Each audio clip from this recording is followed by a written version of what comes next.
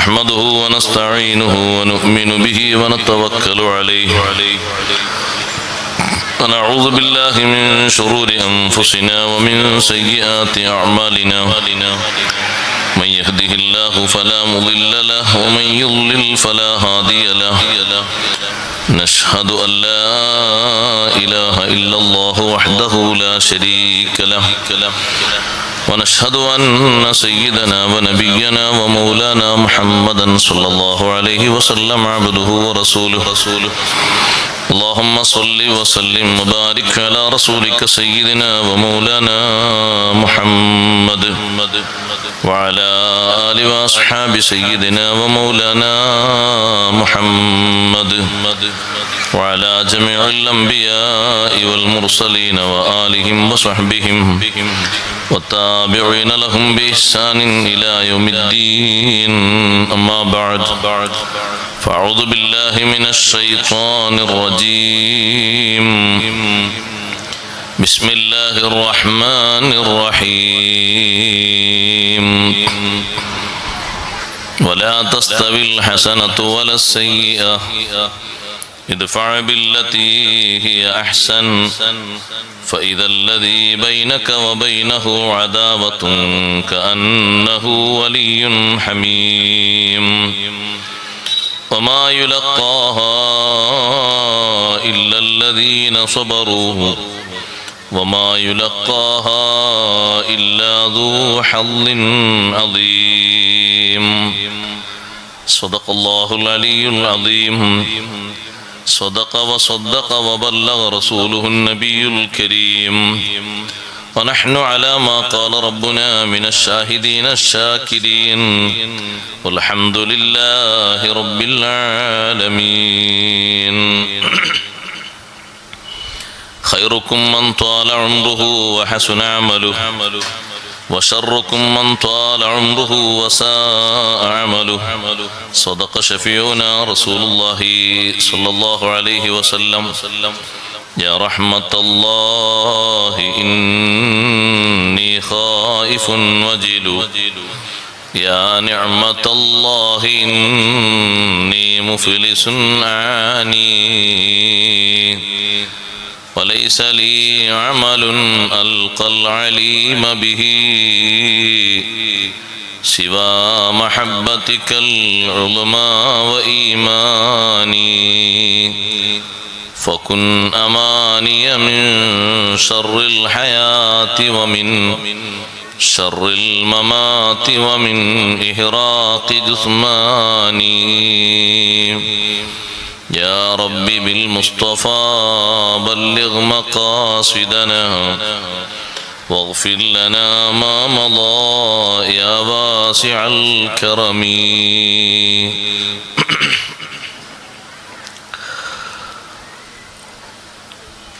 ആദരണീയരായ ഉസ്താദുമാരെ, പണ്ഡിതന്മാരെ, നേതാക്കളെ,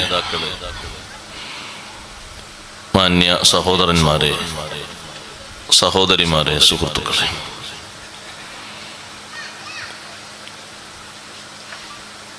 അല്ലാഹു സുബ്ഹാനഹു വ തആല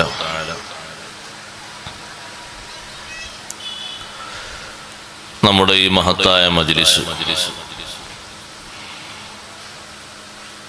എല്ലാ അർത്ഥത്തിലും ഈ രാത്രിയിൽ നാം നിർവഹിക്കുന്ന നല്ല അമലുകളുടെ കൂട്ടത്തിൽ ഉൾപ്പെടുത്തി സ്വീകരിക്കുമാറാകട്ടെ. അള്ളാഹുവിൻ്റെ വിശുദ്ധമായ ദീനിനു വേണ്ടി ആത്മാർത്ഥമായി ഖിദ്മത്ത് ചെയ്യാൻ നമുക്കും നമ്മുടെ മാതാപിതാക്കൾ, ഉസ്താദുമാർ, കുടുംബാംഗങ്ങൾ, സുഹൃത്തുക്കൾ, ശിഷ്യന്മാർ, സഹപാഠികൾ എല്ലാ ആളുകൾക്കും അല്ലാഹു ആഫിയത്തുള്ള ദീർഘായുസ്സ് നൽകി അനുഗ്രഹിക്കുമാറാകട്ടെ. മാനസികമായും ശാരീരികമായും വിഷമങ്ങൾ അനുഭവിക്കുന്ന ധാരാളം ആളുകൾ നമ്മിലും അവരിലുമുണ്ട്. ഈ മഹത്തായ സദസ്സിൻ്റെ ഇവിടെ ഒരുമിച്ച് കൂടിയ മുഅ്മിനീങ്ങളുടെയും മുഅ്മിനാത്തിൻ്റെയും ഒക്കെ ബറക്കത്തുണ്ട്. എല്ലാവർക്കും അല്ലാഹു തആല സിഹത്തും സലാമത്തും ഏറ്റി തരുമാറാകട്ടെ. ആമീൻ എന്ന് ആമുഖമായി പ്രാർത്ഥിക്കുന്നു.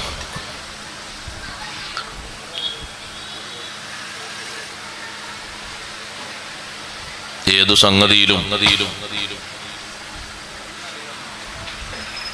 നമുക്കുണ്ടായി തീരേണ്ട ഏറ്റവും പ്രധാനപ്പെട്ട ഒരു ഘടകം ഹുസ്നുൻ നിയ്യ, കരുത്ത് നന്നാക്കുക എന്നാണ്.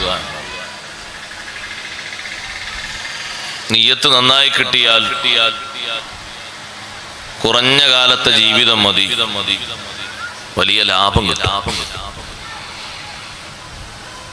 പക്ഷെ ആ നിയ്യത്ത് നന്നാക്കാനുള്ള വലിയ ശ്രമം നമ്മുടെ ഭാഗത്തു നിന്ന് കഠിനാധ്വാനം മൂലം നമ്മൾ നിലനിർത്താനുള്ള പരിശ്രമം എപ്പോഴും കാണിക്കണം. 24 മണിക്കൂർ നാം ചെലവഴിക്കുമ്പോൾ രാവും പകലും മുഴുവനും ലാഭകരമാക്കിയെടുക്കാനുള്ള എളുപ്പ വഴി അതാണ്. ഭക്ഷണം കഴിക്കുന്നതും ഉറങ്ങുന്നതും തുടങ്ങി ഹലാലായ ഒരുപാട് കാര്യങ്ങളുണ്ട്. കാര്യമായതിനൊന്നും കൂലില്ല. ഹലാലിന് എന്ത് കൂലിയ? പക്ഷെ ഹലാലിനും കൂലി ഉണ്ടാക്കാൻ പറ്റും നല്ല നിയ്യത്തിലൂടെ. അതുകൊണ്ടാണ് മഹാരഥന്മാർ നമ്മെ പഠിപ്പിച്ചത്, ഭക്ഷണം കഴിക്കുമ്പോ നമ്മുടെ മനസ്സിലുള്ള ഉദ്ദേശം ദൈനംദിന ജീവിതത്തിലെ ഇബാദത്തുകൾക്ക്, സുഹൃതങ്ങൾക്ക് ശക്തി കൂടാനാണ്. അതിന് മാത്രമല്ല ഭക്ഷണം കഴിക്കൽ, അത് വേറെ വിഷയം. ഒരാനന്ദത്തിന് വേണ്ടി ഭക്ഷണം കഴിക്കും, വിശപ്പകറ്റാൻ വേണ്ടി ഭക്ഷണം കഴിക്കും, തടി കൂടാനും ഭക്ഷണം കഴിക്കും. വിവിധ ലക്ഷ്യങ്ങൾ അതിന്റെ പിന്നിൽ വരാം. പക്ഷെ നല്ല ലക്ഷ്യത്തോടു കൂടെയാണെങ്കിൽ അല്ലാഹു സുബ്ഹാനഹു വ തആല നമ്മൾ അറിയാത്ത ഭാഗത്തിലൂടെ അതിന് ഇബാദത്തിന്റെ തലം നമുക്ക് തരും. അപ്പൊ അതൊരു പുണ്യകർമ്മമായി, ഒരാരാധനയായി മാറും. ഒരു ജോലി എടുക്കുന്ന ആള് അയാള് നിയ്യത്ത് നന്നാക്കിയാൽ വലിയ ലാഭമാണ് ആ ടൈം മുഴുവനും ആൾക്ക് ലഭിക്കുന്നത്. ഞാൻ ഈ നാട്ടിലുള്ള ആളുകൾക്ക് വസ്തുവകകളൊക്കെ എത്തിച്ചു കൊടുക്കുക എന്നുള്ള ഇവിടുത്തെ സമൂഹവുമായി ബന്ധപ്പെട്ടൊരു ബാധ്യതയാണല്ലോ കച്ചവടം എന്ന് പറയുന്നത്. ഫർള് കിഫായ. ഒരു മത്സ്യ കച്ചവടക്കാരൻ, മത്സ്യ വിൽപ്പനക്കാരൻ നാടിന്റെ എല്ലാ ഭാഗത്തു നിന്നുള്ള കച്ചവടം ചെയ്യുമ്പോൾ നിയ്യത്ത് നന്നാക്കിയാൽ ഒരുപാട് കൂലി കിട്ടും. അതിന് മാത്രമാണോ കച്ചവടം ചെയ്യാറുള്ളത്? അല്ല. ജീവിക്കാൻ വേറെയും വകുപ്പുണ്ട്. പക്ഷെ എന്നാലും എന്തെങ്കിലുമൊക്കെ വേണ്ടേ? ആ നിലക്കും നടക്കാറുണ്ട്. പിന്നെ ആളുകൾ ഒരു പണിയില്ലാത്തവനാന്ന് പറയില്ല, എന്തെങ്കിലുമൊക്കെ ഒരു പണി. പല രൂപത്തിലും കാര്യങ്ങൾ നടക്കാറുണ്ട്. പക്ഷെ നല്ല ലക്ഷ്യത്തോടു കൂടെയാണ്, നല്ല നിയ്യത്തോടു കൂടെയാണെങ്കിൽ നല്ല ഫലം ലഭിക്കും. അതുകൊണ്ടാണ് സയ്യിദുനാ റസൂലുള്ളാഹി സ്വല്ലല്ലാഹു അലൈഹി വസല്ലം തങ്ങൾ നാം നിർവഹിക്കുന്ന കാര്യങ്ങളോട് നമ്മോട് എപ്പോഴും ആവശ്യപ്പെട്ടത് നിയ്യത്ത് നന്നാക്കണം, ലക്ഷ്യം നന്നാക്കണം, എന്നാ വലിയ ഫലം കിട്ടും. അഖ്ലിസ് ഖൽബക് യക്ഫികൽ അമലുൽ ഖലീൽ. നിന്റെ മനസ്സ് നീ എപ്പോഴും നിസ്വാർത്ഥമാക്കണം. അതിന്റെ റൂട്ട് നീ ക്ലിയർ ആക്കണം. എന്നാൽ കുറഞ്ഞ അമല് മതി, വലിയ ലാഭമായിരിക്കും. അതുകൊണ്ടല്ലേ സ്വഹാബിമാരുടെ കൂട്ടത്തിൽ നമ്മൾ അത്ര കാലം ജീവിച്ചവര്, നിസ്കാരമായിട്ട് ബന്ധപ്പെട്ട ആൾക്കാർ കുറെ കുറവാ. കാരണം പലരും 50-ന് ശേഷം 60-ന് ശേഷം ഒക്കെ കടന്നു വന്നവരുണ്ട്. പിന്നെ അവർക്ക് ആകെ കിട്ടിയത് 2, 3, 4 ഒക്കെ കൊല്ലം. പക്ഷെ അവരുടെ ഒരൊറ്റ ദിവസവും ഒരൊറ്റ അമലും ദുന്യവിയായ അമല് പോലും വെറുതെ ആയിട്ടില്ല. അതിന്റെയൊക്കെ കാരണം അവരുടെ സതുദ്ദേശമാണ്. പ്രയാസങ്ങൾ കുറെ സഹിച്ചു എന്ന് കരുതിയിട്ട് കൂലി കിട്ടിക്കൊള്ളുന്നില്ല. വേണ്ട കുറെ പ്രയാസങ്ങൾ, ആ പ്രയാസങ്ങൾ സഹിക്കുന്നതോടൊപ്പം നിയ്യത്ത് നന്നാക്കും. ഏറ്റവും വലിയ പ്രയാസപ്പെട്ട അമലായിരുന്നു മക്കയിൽ നിന്ന് മദീനയിലേക്കുള്ള ഹിജ്റ. എന്താ അതിന്റെ പ്രയാസം? എവിടെങ്കിലും വെച്ച് ശത്രുക്കൾ കണ്ടുമുട്ടിയാൽ പിന്നെ ആ യാത്ര ഒരു പക്ഷേ തുടരാൻ കഴിയില്ല. ചിലപ്പോഴൊക്കെ തിരിച്ചിങ്ങോട്ട് തന്നെ കൊണ്ടുവരും. ഹിജ്റയിലേക്ക്, ഹബശയിലേക്ക് ഹിജ്റ പോയ ആളുകളെ തിരിച്ചു കൊണ്ടുവരാൻ വേണ്ടി എന്തെല്ലാം ശ്രമങ്ങൾ നടത്തി. ഒരു പ്രാവശ്യം അത് വിജയിച്ചു, രണ്ടാമത്തെ പ്രാവശ്യം വിജയിച്ചില്ല. ജാഫർ ബിൻ അബി ത്വാലിബ് റളിയല്ലാഹു അൻഹുവിന്റെ നേതൃത്വത്തിൽ വലിയ ഒരു സംഘം രണ്ടാമത് ഹബശയിലേക്ക് പോയി. അവരെ അവിടുന്ന് തിരിച്ച് ഇങ്ങോട്ട് തന്നെ കൊണ്ടുവരാൻ വേണ്ടി, മക്കയിലേക്ക് തന്നെ കൊണ്ടുവരാൻ വേണ്ടി വിവിധ അടവുകൾ പറഞ്ഞ് നജാശി രാജാവിന്റെ സവിധത്തിൽ മക്കയിലെ ഗോത്രത്തലവന്മാരിൽപ്പെട്ട 2-3 ആളുകൾ എത്തി. അന്ന് ആ പക്ഷത്തുണ്ടായിരുന്നവരിൽ വലിയ വാചാലതയ്ക്ക് കഴിവുള്ള ആളായിരുന്നു അംർ ഇബ്നുൽ ആസ്. അന്ന് മഹാനവർകൾ ഇസ്ലാമിലേക്ക് വന്നിട്ടില്ല. പക്ഷേ ആ പോകുന്ന സാഹസികമായ യാത്രയിലും മക്കയിൽ നിന്ന് മദീനയിലേക്കുള്ള ദീർഘദൂര യാത്രയിലും നബി സല്ലല്ലാഹു അലൈഹി വസല്ലം നിങ്ങൾ സ്വഹാബത്തിനോട് നിർദ്ദേശിച്ചത് ലക്ഷ്യം നന്നാക്കാൻ. മക്കയേക്കാൾ കൂടുതൽ വ്യാപാര ബന്ധങ്ങളുള്ളവരാണ് മദീനയിലുള്ളവർ. തങ്ങൾ പറഞ്ഞാണ് അവരോട് നിയ്യത്ത് ക്ലിയർ ആക്കാൻ വേണ്ടി പറഞ്ഞപ്പോ തങ്ങൾ പറഞ്ഞു, നിങ്ങൾ ഇവിടുന്ന് പുറപ്പെടുമ്പോ കൂട്ടത്തിൽ ഹിജ്റയാണ്, അതിന്റെ കൂട്ടത്തിൽ ലക്ഷ്യം. അവിടെ എത്തിയിട്ട് എന്തെങ്കിലുമൊക്കെ ഒന്ന് കച്ചവടം ചെയ്തൊന്നിങ്ങനെ അതൊരു മോശ നല്ല പണിയല്ലേ. പക്ഷേ ഈ ഹിജ്റയുടെ കൂടെ ആ ഒരു ലക്ഷ്യം വേണ്ട. എന്താ അങ്ങനെ കരുതുന്നതിന് ചോദിക്കുള്ള ആൾക്കാർ. ഉസ്താദേ, മദീനയിലേക്ക് അങ്ങനെ പോകുമ്പോ അങ്ങനെ കരുതി എഴുതിയിട്ടെന്താ? തങ്ങൾ പറഞ്ഞു, അങ്ങനെ ഒരു ലക്ഷ്യം ഇതിന്റെ കൂടെ ഉണ്ടെങ്കിൽ ഫഹിജ്റത്തുഹു ഇലല്ലാഹി വറസൂലിഹി എന്നത് ലഭിക്കില്ല. അല്ലാഹുവിന്റെയും ഹബീബ് റസൂലുള്ളാഹി സ്വല്ലല്ലാഹു അലൈഹി വസല്ലം തങ്ങളുടെയും തൃപ്തിക്ക് വേണ്ടി, പൊരുത്തത്തിന് വേണ്ടിയുള്ള ഹിജ്റയായിട്ട് മാറൂല. ഹിജ്റയുടെ ഒരു മെമ്പർഷിപ്പ് അതിൽ കിട്ടും. പക്ഷേ കലർപ്പില്ലാത്ത, നല്ല കടഞ്ഞെടുത്ത, സംശുദ്ധമായ, ഒരു കൂലിയും നഷ്ടപ്പെടാത്ത തനിയാർന്ന ഹിജ്റ അത് ലഭിക്കണമെങ്കിൽ മറ്റു ലക്ഷ്യങ്ങളൊന്നും കൂടെ ഉണ്ടാകരുത്. ആ ഹദീസ് ഒരുപാട് നമ്മൾ കേട്ടതാണ്. ഹിജ്റ പോകുന്നവരിൽ മുഹാജിർ ഉമ്മു ഖൈസ് ബീവി റളിയല്ലാഹു അൻഹയെ വിവാഹം കഴിക്കാൻ ഉദ്ദേശിച്ചുകൊണ്ട് ഹിജ്റ പോയ ഒരു സ്വഹാബി ഉണ്ടായിരുന്നു. ആ സ്വഹാബിയുടെ നിയ്യത്തും നബി സല്ലല്ലാഹു അലൈഹി വസല്ലം നന്നാക്കി ഒരൊറ്റ വാക്കിലൂടെ, അവിമ്രാത്തിൻ യൻകിഹുഹാ, കല്യാണം കഴിക്കുന്ന മോശ. പക്ഷെ ആ ഉമ്മു ഖൈസ് ബീവി മദീനയിലേക്ക് പോവുകയാണ്, ഹിജ്റ പോവുകയാണ്. നിങ്ങൾക്ക് ഇനി എന്നെ വിവാഹം ചെയ്യണമെങ്കിൽ മദീനയിലേക്ക് ഹിജ്റ വരണം. പക്ഷേ ഹിജ്റ പോകുന്നത് ലക്ഷ്യം നന്നാക്കി, വിവാഹം പിന്നെ നടക്കട്ടെ, വിവാഹത്തിന് വേണ്ടിയാകരുത് ഹിജ്റ. അതിന്റെ ഉദ്ദേശിച്ച ഫലം കിട്ടൂല. ശരിയായ നിലക്കുള്ള ഉദ്ദേശത്തോടു കൂടിയാണോ കാര്യങ്ങൾ നടത്തിയത്, നല്ല റിസൾട്ട് ദുനിയാവിൽ തന്നെ കിട്ടും. നിയ്യത്തുകളൊക്കെ നന്നാക്കണം. അല്ലാഹു നമ്മുടെ നിയ്യത്തുകളൊക്കെ നന്നാക്കി തരട്ടെ. നമ്മൾ എല്ലാ സമയത്തും ആ ഒരു വിഷയത്തിൽ ബോധവാന്മാരാകണം. എന്തിനാ മാരുസ്കരിക്കാൻ വന്ന്? ഒരാളെ തരാൻ വന്നാണ്. പള്ളിയിൽ ആളുണ്ടാവും, നിസ്കാരം കഴിഞ്ഞിട്ട് നോക്കാം, ജമാഅത്തും കിട്ടും, ശരിക്കുള്ള കൂലി കിട്ടില്ല. എന്തിനാ ഈ സദസ്സിൽ വന്നത്? അതെങ്ങനെയുണ്ട് നോക്കിയാല്, സംഗതി ഒന്ന് കേട്ടു നോക്കിയാല്, എന്തെങ്കിലുമൊക്കെ 1-2 അക്ഷരം പഠിച്ച് ഇൽമിന്റെ മജ്‌ലിസിൽ ഇരിക്കാൻ, എന്തെങ്കിലുമൊക്കെ നമ്മൾ പഠിക്കാന്നുള്ള ലക്ഷ്യത്തോട് മാത്രം ഇൽമ പഠിക്കാനുള്ള കൂട്ടത്തിലുള്ള ദുആയും മറ്റൊക്കെ കൂട്ടത്തിൽ വരും. അതൊക്കെ അതിന്റെ ബിത്തബായിട്ട്, അനുബന്ധമായിട്ട് വരുന്ന. ഇൽമ പഠിക്കാൻ വേണ്ടി പോകുന്ന മുതഅല്ലിമിനോട് ഉസ്താദുമാർ കൊടുക്കുന്ന ഉപദേശം എന്താ? ഒരുപാട് പ്രയാസപ്പെട്ട് വന്ന ആളാണെങ്കിലും ഉപദേശം നന്നാക്കണം. ഞാൻ എത്ര കഷ്ടപ്പെട്ടു വന്നിട്ട്, എത്ര കഷ്ടപ്പെട്ടു വന്നാലും ശരി, മക്കയിൽ നിന്ന് ഒരുപാട് കഷ്ടപ്പെട്ട് മദീനയിലെത്തിയ മുതഅല്ലിമായിരുന്നു ഇമാമുന ശാഫിഈ റളിയല്ലാഹു അൻഹു. 2 കൊട്ട ഏറ്റിട്ടാണ് മഹാനവറുകൾ മദീനയിലേക്ക് എത്തിയത്. ആ 2 കൊട്ടയിൽ മുന്തിരിയും കാരക്കയല്ല, ഇൽമ് എഴുതിയ എല്ലിൻ കഷ്ണങ്ങളും തോലിൻ കഷ്ണങ്ങളും മറ്റുമൊക്കെയാണ്. പേപ്പറും പേനയും ഒന്നും കിട്ടിയില്ല.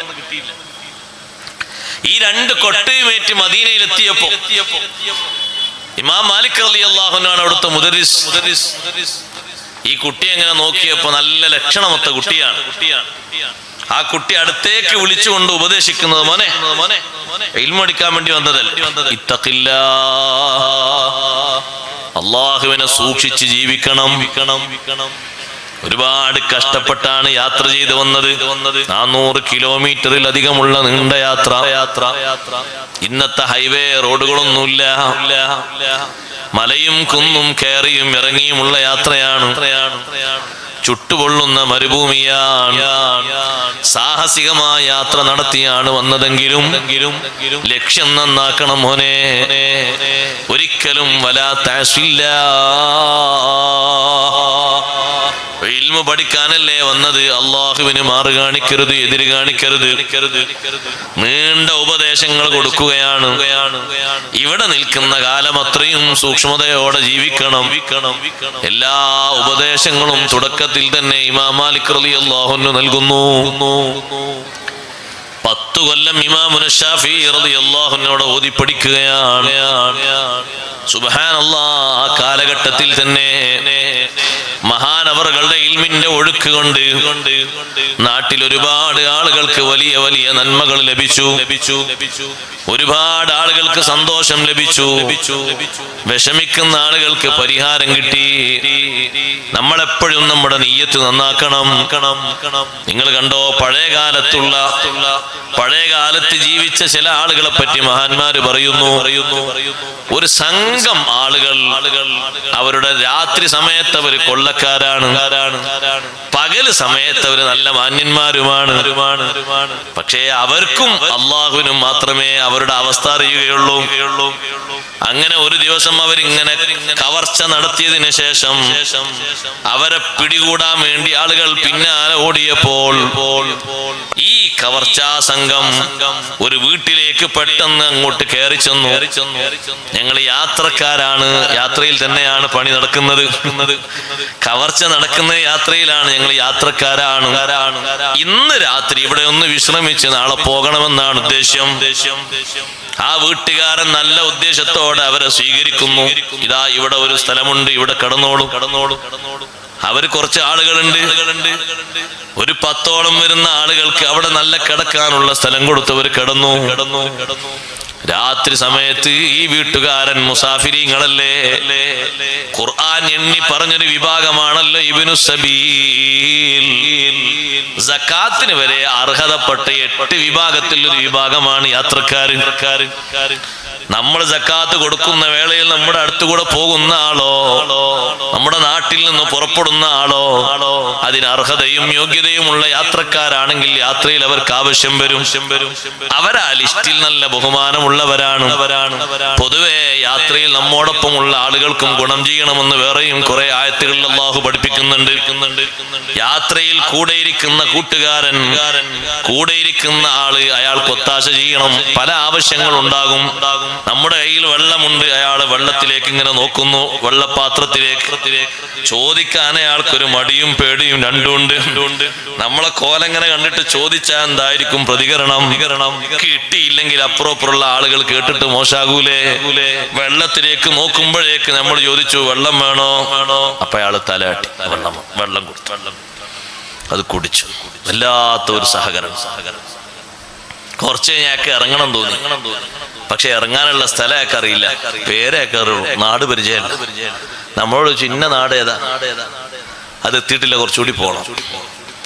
ഇയാൾക്ക് ഇങ്ങനെ ഉറക്കം വരുന്നുണ്ട്. ഞാൻ ഉറങ്ങാണെങ്കിൽ നിങ്ങളൊന്ന് ആ നാടെത്തുമ്പോ ഒന്ന് വിളിക്കും. ഓ ഞാൻ പറയാം.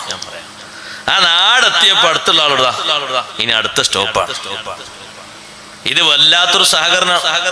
പറയാനൊന്നാവില്ല. നിങ്ങൾ വേണമെങ്കിൽ എങ്ങനെ ഇറങ്ങിക്കോളൂ, നോക്കാനൊന്നാവില്ല. നിങ്ങൾ എവിടെ ഇറങ്ങണം? ഇറങ്ങോടുത്ത് ഇറങ്ങിക്കോളൂ, നിങ്ങളെ നോക്കാൻ ശ്രദ്ധിക്കാവുന്നാവില്ല. അങ്ങനല്ല. ആ യാത്രക്കാരന് വേണ്ട ഒരു ഒത്താശ അവിടെ ചെയ്തു കൊടുക്കുമ്പോ അത് വലിയൊരു സഹകരണമാണ്, നമ്മുടെ ഭാഗത്ത് നിന്നുള്ള ഒരു സേവനമാണ്. അല്ലാഹു തആല എണ്ണി പറഞ്ഞതാണ് വിശുദ്ധ ഖുർആനിൽ, ഇബ്നു സബീലിന് ഗുണം ചെയ്യണം, സേവനം ചെയ്യണം. അങ്ങനെയുള്ള യാത്രക്കാരല്ലേ, അവർക്ക് വെള്ളമൊക്കെ കൊണ്ടുകൊടുത്തു. രാത്രി വീട്ടിലേക്ക് വന്നവരല്ലേ, വെള്ളം കുടിക്കാൻ കൊടുത്തു. അവർ കിടന്നു. രാവിലെ സമയത്ത് നിസ്കരിക്കാൻ സുബഹിക്കുള്ള വെള്ളം ആ വെള്ളം എത്തിച്ചു കൊടുത്തു വീട്ടുകാരൻ. ആ സുബഹിന്റെ നേരത്തെ ഇവർ എഴുന്നേറ്റപ്പോ ആ വീട്ടിലുണ്ട് നടക്കാൻ കഴിയാത്ത, രണ്ട് കാലിനും സ്വാധീനമില്ലാത്ത ഒരു കുട്ടി. ഈ വീട്ടുകാരനോട് ചോദിച്ചു, ഇതാരുടെ കുട്ടിയാണ്? അതെന്റെ മോളാണ്. ചെറുപ്പം മുതലേ അങ്ങനെയാണ്, ഒരു സമയം പോലും നടന്നിട്ടില്ല. ആ ഇരിക്കുന്ന ഇരുത്തം ഇരിക്കും. വേറെ എവിടേക്കെങ്കിലും ഒന്നാക്കണമെങ്കിൽ നല്ല സഹായത്തോടുകൂടെ മറ്റു ഭാഗത്തേക്ക് എത്തിക്കും. രണ്ട് കാലും തളർച്ച വന്നുപോയി, അങ്ങനെ അങ്ങ് ക്ഷീണിച്ചതാണ്. മുകൾ ഭാഗത്തേക്ക് യാതൊരു കുഴപ്പവുമില്ല, തായ് ഭാഗത്ത് തളർച്ചയാണ്. അവരെല്ലാവരും ആ കുട്ടിയെ ശ്രദ്ധിച്ചു. സംസാരിക്കാനും മറ്റു കാര്യങ്ങൾക്കൊന്നും ഒരു കുഴപ്പമില്ല. പക്ഷേ ഈ മനുഷ്യൻ ഇവർക്ക് ഖിദ്മത്തെടുത്തു, ഇവർക്ക് വെള്ളം കൊടുത്തു, ഉളു എടുക്കാനുള്ള വെള്ളമൊക്കെ കൊടുത്തു. അവരാ റൂമിന്റെ ഉള്ളിലല്ലേ, പകല് സമയത്ത് അവർ യാത്രക്കാരാണെന്ന് പറഞ്ഞിട്ടല്ലേ രാത്രി കയറി വന്നത്. പകല് ഞങ്ങൾക്ക് പുറത്തുപോയി വരണം, നിങ്ങൾ പുറത്തു പോയിക്കോളൂ. പകൽ അവര് പുറത്തേക്ക് പോയത് എന്തിനാണെന്നറിയോ? തലേ ദിവസം കവർച്ച ചെയ്ത സ്വത്ത് പരസ്പരം ഓഹരി വെക്കാനാണ്. അതൊന്നും വീട്ടുകാരൻ അറിയില്ല. അയാൾ നല്ല ലക്ഷ്യത്തോടെയാണ് സ്വീകരിച്ചത്. അവർക്കുള്ള സ്വത്തൊക്കെ ഓഹരി വെച്ചു. അങ്ങനെ പിറ്റേ ദിവസവും പിറ്റേന്ന് രാത്രിയും അവർ ആ വീട്ടിലേക്ക് വന്നണഞ്ഞു. പിറ്റേന്ന് രാത്രി വീട്ടിലേക്ക് വന്നപ്പോൾ കതക് തുറന്ന സമയത്ത് അവർ പെൺകുട്ടിയെയാണ് ആദ്യം കണ്ടത്. ഇവർ ചോദിച്ചു, നീ ഏതാണ്? ഈ വീട്ടിൽ ഞങ്ങൾ കണ്ട കുട്ടി ഇങ്ങനെയല്ലല്ലോ, നീ ഏതാണ്? നിങ്ങൾ ഇന്നലെ കണ്ട കുട്ടി തന്നെയാണ് ഞാൻ ഇന്നും. നീ ആകെ മാറിയിട്ടുണ്ടല്ലോ, നടക്കാനൊക്കെ നിനക്ക് കഴിഞ്ഞല്ലോ. അതേ, നടക്കാൻ കഴിഞ്ഞു. ആ കുട്ടിയോട് അവർ സംസാരിക്കുമ്പോ വീട്ടുടമ വന്നു, വീട്ടുകാരൻ വന്നു. നിങ്ങൾ ആ ഉദ്ദേശിച്ച ഇന്നലെ കണ്ട രണ്ട് കാലിനും തളർച്ച ബാധിച്ച കുട്ടിയാണിത്. പിന്നെ എങ്ങനെയാണ് ഈ കുട്ടി നടന്നത്? നിങ്ങൾക്ക് കുടിക്കാൻ കൊണ്ടുവന്ന് വെച്ച വെള്ളം, അതേ, നിങ്ങൾ മുസാഫിരീങ്ങളാണല്ലോ, നിങ്ങൾ യാത്രക്കാരാണല്ലോ, നിങ്ങൾക്ക് ഖിദ്മത്തെടുത്ത് നിങ്ങൾ കുടിച്ചാ, നിങ്ങൾ ഉദു കൊടുത്താ ബാക്കി വെള്ളമില്ലേ? ആ വെള്ളം എന്റെ കുട്ടിയുടെ ശരീരത്തിൽ ഞാനങ്ങ് ഒഴിച്ചു. അപ്പൊ ഏതാ കുട്ടിയുടെ കാല് നന്നായി പോയി. ആ സമയത്ത് ഇവര് പേര് മുഴുവൻ ആളുകളും കരയുകയാണ്. എല്ലാവരും മുഖത്തോട് മുഖം നോക്കുന്നു. നമുക്ക് സത്യം പറഞ്ഞാലോ, ഇന്നലെ നമ്മൾ യാത്രക്കാര് എന്ന രീതിയിലാണ് ഇങ്ങോട്ട് കയറി വന്നത്. ആത്മാർത്ഥമായി നമുക്ക് ഖിദ്മത്തെടുത്ത മനുഷ്യന് അള്ളാഹു കൊടുത്ത സദുദ്ദേശത്തിന്റെ പേരിൽ കൊടുത്തൊരു സന്തോഷം. ഇതുവരെ നടന്നു കാണാത്ത കുട്ടി നടക്കുന്നു. ഒരു മനുഷ്യനെ, ഒരു ഉപ്പയെ സംബന്ധിച്ചിടത്തോളം ഇതിലധികം വലിയ സന്തോഷം എന്താണ്? വീട്ടുകാര് മുഴുവനും സന്തോഷത്തിലാണ്, റാഹത്തിലാണ്. നമുക്ക് നല്ല ഖിദ്മത്തെടുത്ത, നല്ല നിയ്യത്ത് നന്നാക്കിയത് കൊണ്ട് അള്ളാഹു കൊടുത്തൊരു ഭാഗ്യമാണ്. അവര് പറഞ്ഞു, ഞങ്ങളോട് ക്ഷമിക്കണം, ഞങ്ങളെ വിഷയം ഞങ്ങളൊന്ന് തുറന്നു പറയാൻ തീരുമാനിച്ചതാണ്. ഞങ്ങൾ യാത്രക്കാരൊന്നുമല്ല, ഞങ്ങളുടെ സ്ഥിരം ജോലി ഞങ്ങൾ കവർച്ച നടത്തുന്നവരാണ്. പക്ഷേ നിങ്ങളെ മുന്നിൽ വെച്ച് ഞങ്ങൾ തൗബ ചെയ്ത് മടങ്ങുകയാണ്. നിങ്ങളുടെ നല്ല നിയ്യത്തിന് അല്ലാഹു നൽകിയ ഫലം മനസ്സിലാക്കിയിട്ട് ഇനി മുതൽ നല്ല നിലയ്ക്ക് ജീവിക്കാനാണ് ഞങ്ങളെ ശ്രമം. ഈ വീട്ടിൽ വന്നത് ഞങ്ങളും കൂടി നന്നാകാൻ ഒരു കാരണമായി. നിങ്ങളെ നിയ്യത്ത് നന്നായത് കൊണ്ട് നമ്മൾ മനസ്സിലാക്കണം, ആ മനുഷ്യന്റെ നിയ്യത്ത് നന്നായത് കൊണ്ട് ആ വീട്ടിൽ അല്ലാഹു വലിയൊരു ബർക്കത്ത് കൊടുത്തു. ആ നിയ്യത്തിന്റെ ഗുണം കൊണ്ട് ഈ കവർച്ചക്കാർക്കും അല്ലാഹു തൗബ കൊടുത്തു. ഇതിനാണ് ഹുസ്നുൻ നിയ്യത്ത്. നിയ്യത്ത് നന്നാക്കിയാൽ കിട്ടുന്ന ഗുണം വലുതാണ്. എല്ലാ സമയത്തും നമുക്ക് അത്യന്താപേക്ഷിതമായ വിഷയം അതാണ്. അതിനാണ് സഹോദരങ്ങളെ ഇഖ്ലാസിന്റെ മുഖ്യമായ ഘടകം സദുദ്ദേശ്യമാണ്. ഇമാം നബി റളിയല്ലാഹു അൻഹു ഇഖ്ലാസിനെ പറ്റി വിശദീകരിച്ചെടുത്ത് മഹാനവർകൾ പറഞ്ഞു, ഇഖ്ലാസിന്റെ ഏറ്റവും പ്രധാനപ്പെട്ട ഘടകം ഇഹ്ലാറുൻ നിയ്യ, സദുദ്ദേശം, നല്ല ലക്ഷ്യം മനസ്സിൽ കൊണ്ടുവരിക. ആ ലക്ഷ്യത്തിനനുസരിച്ച് മാറ്റമുണ്ടാകും. എപ്പോഴും അങ്ങനെ. ഇമാം റാസി റളിയല്ലാഹുവിനോട് ശിഷ്യന്മാർ ചോദിച്ചു, ഉസ്താദേ ഇത്ര സൗന്ദര്യം എങ്ങനെ കിട്ടിയത്? ഇമാം റാസി റളിയല്ലാഹുവിനെ കാണാൻ വല്ലാത്ത ചുറുക്കാണ്. ഒരു പ്രാവശ്യം ഇങ്ങനെ കണ്ട രണ്ടാമത് നോക്കിപ്പോ. എന്നാ പുറം ഭാഗത്തെ സൗന്ദര്യം മാത്രല്ല, ഉള്ളിലാണെങ്കിലോ ഇൽമിന്റെ കലവറ. വിശുദ്ധ ഖുർആനിനെ എഴുതിയ തഫ്സീർ തന്നെ 32 വാള്യങ്ങളുണ്ട്. സൂറത്തുൽ ഫാത്തിഹക്ക് മഹാനവറുടെ വിശദീകരണം തന്നെ 200-ലധികം പേജുകളുണ്ട്. വലിയ ഇൽമാണ് അല്ലാഹു മഹാനവറുകൾക്ക് നൽകിയത്. നമ്മൾ മനസ്സിലാക്കണം, എല്ലാ ശാസ്ത്ര ശാഖകളിലും വലിയ മികവ് നേടിയ ഇമാം റാസി റളിയല്ലാഹു അൻഹുവിനോട് നിങ്ങൾക്ക് ഉള്ളിലും പുറത്തും അല്ലാഹു സൗന്ദര്യം തന്നിട്ടുണ്ട്. ഇൽമിന്റെ സൗന്ദര്യമാണ് ശരിക്ക് ബാത്തിനായ സൗന്ദര്യം എന്ന് പറയുന്നത്. പുറത്ത് നിങ്ങളെ കാണാനും നല്ല ഭംഗിയുണ്ട്. എന്താ കാരണം? ഇമാം റാസി റളിയല്ലാഹു അൻഹു പറഞ്ഞു, അത് ബാപ്പയും ഉമ്മയും നിയ്യത്ത് നന്നാക്കിയതുകൊണ്ടാണ്. മനസ്സിലായില്ല? ബാപ്പയും ഉമ്മയും അവരുടെ ശാരീരിക ബന്ധത്തിന്റെ സമയത്ത് നല്ല ബന്ധം പുലർത്തുമ്പോൾ നല്ല നിയ്യത്ത് വേണം. ആ നിയ്യത്തിന്റെ ഫലമാണ് നല്ല കുഞ്ഞുങ്ങൾ. എന്റെ ഉപ്പയും എന്റെ ഉമ്മയും രണ്ടുപേരും നിയ്യത്താക്കിയത് ലാഹിറും ബാത്തിനും നല്ല വൃത്തിയുള്ള, ശുദ്ധിയുള്ള, സുഗന്ധമുള്ള, സൗന്ദര്യമുള്ള. ബാപ്പ ഒന്നുകൂടി എന്നോട് പറഞ്ഞിരുന്നു, ഉള്ളിലും പുറത്തും നല്ല സൗന്ദര്യമുള്ളത് എന്ന് പറയുമ്പോ മോനെ, എന്റെ മനസ്സിൽ ഞാൻ രൂപപ്പെടുത്തിയത് റോസാപ്പൂവിനെ പോലെയുള്ള സൗന്ദര്യം എന്നാ ബാപ്പ പറഞ്ഞു കൊടുത്തത്. ആര് കണ്ടാലും ഒന്ന് നല്ല സന്തോഷത്തോടും ഇതൊരു പൂവല്ലേ, നല്ല രസമുണ്ട്, ഒന്നിങ്ങനെ വാസനിക്കും. ആ കാണാനുള്ള നല്ല മികവും ഉള്ളിലാണെങ്കിൽ ഇൽമിന്റെ വല്ലാത്ത സൗന്ദര്യവും അല്ലാഹു നൽകി. അവരെ നിയ്യത്ത് നന്നായതുകൊണ്ട് ആ നിയ്യത്തിന്റെ ഫലമായിട്ട് ഇമാം റാസി റളിയല്ലാഹു അൻഹുവിന് അല്ലാഹു സുബ്ഹാനഹു വ തആല നൽകിയ ആത്മീയമായും ബാഹ്യമായുമുള്ള സൗന്ദര്യം വേറെ വെറുതല്ല, വല്ലാത്ത സൗന്ദര്യമാണ്. ഇങ്ങനെയാണ് മഹാത്മാക്കൾ മുഴുവനും കുറഞ്ഞ കാലത്തുള്ള അവരുടെ കർമ്മമേഖല വലിയ ലെവലിലേക്ക് ഉയർത്തിയത്. കൂട്ടത്തിൽ സഹോദരങ്ങളെ, അതിന് നന്നായി സൗന്ദര്യം ലഭിക്കാൻ നമ്മളെല്ലാവരും ഒരു കാര്യം ശ്രദ്ധിക്കണം. നിയ്യത്ത് നന്നാക്കുന്നതിനോടൊപ്പം ഞാനും നിങ്ങളും ഇപ്പോൾ നമ്മിൽ നിന്ന് അസ്തമിച്ചു പോയിക്കൊണ്ടിരിക്കുന്ന ഒരു വിഷയമുണ്ട്. അതാണ് പ്രധാനമായും ഇന്ന് ഞാൻ ഉദ്ദേശിക്കുന്നത്. അതെന്താന്ന് ചോദിച്ചാൽ, ഓരോ അമലുകളിലും ഉള്ള അദബ് അതൊന്ന് കാണാനല്ല. അതാണ് കാര്യമായും വേണ്ടത്. ഒരു ബാപ്പ ഉമ്മ കുട്ടികൾക്ക് പകർന്നു കൊടുക്കേണ്ട ഹക്ക് പറഞ്ഞപ്പോ സയ്യിദുനാ റസൂലുള്ളാഹി സ്വല്ലല്ലാഹു അലൈഹി വസല്ലം തങ്ങൾ പറഞ്ഞു, മിൻ ഹഖിൽ വാലിദി അലൽ വലദി അൻ യുഹ്സിന ഇസ്മഹു വ യുഹ്സിന അദബഹു. പേര് നന്നാക്കണം. പിന്നെ നമ്മളൊക്കെ ചോദിച്ച് നല്ല പേരിടും, ചോദിച്ച് നല്ല അർത്ഥമുള്ള, നല്ല റാഹത്തുള്ള പേരുകൾ ചോദിച്ചിടണം. അല്ലെങ്കിൽ അതിനനുസരിച്ച് അവസ്ഥ മാറും. പേര് മാറിയിട്ടുണ്ടെങ്കിൽ ആളുടെ അവസ്ഥ മാറും, ഒരുപാട് മാറും. ഉമർ ബിൻ ഖത്താബ് റളിയല്ലാഹുവിന്റെ കാലഘട്ടത്തിൽ തന്നെ ഒരു കുട്ടിയുടെ പേര് ചോദിച്ചു ഉമർ റളിയല്ലാഹു അൻഹു. ആ കുട്ടിയുടെ പേരിൽ ദുരർത്ഥമുണ്ട്. ബാപ്പാന്റെ പേര് ചോദിച്ചു, ആ പേരിലും ഒരു ദുരർത്ഥമുണ്ട്.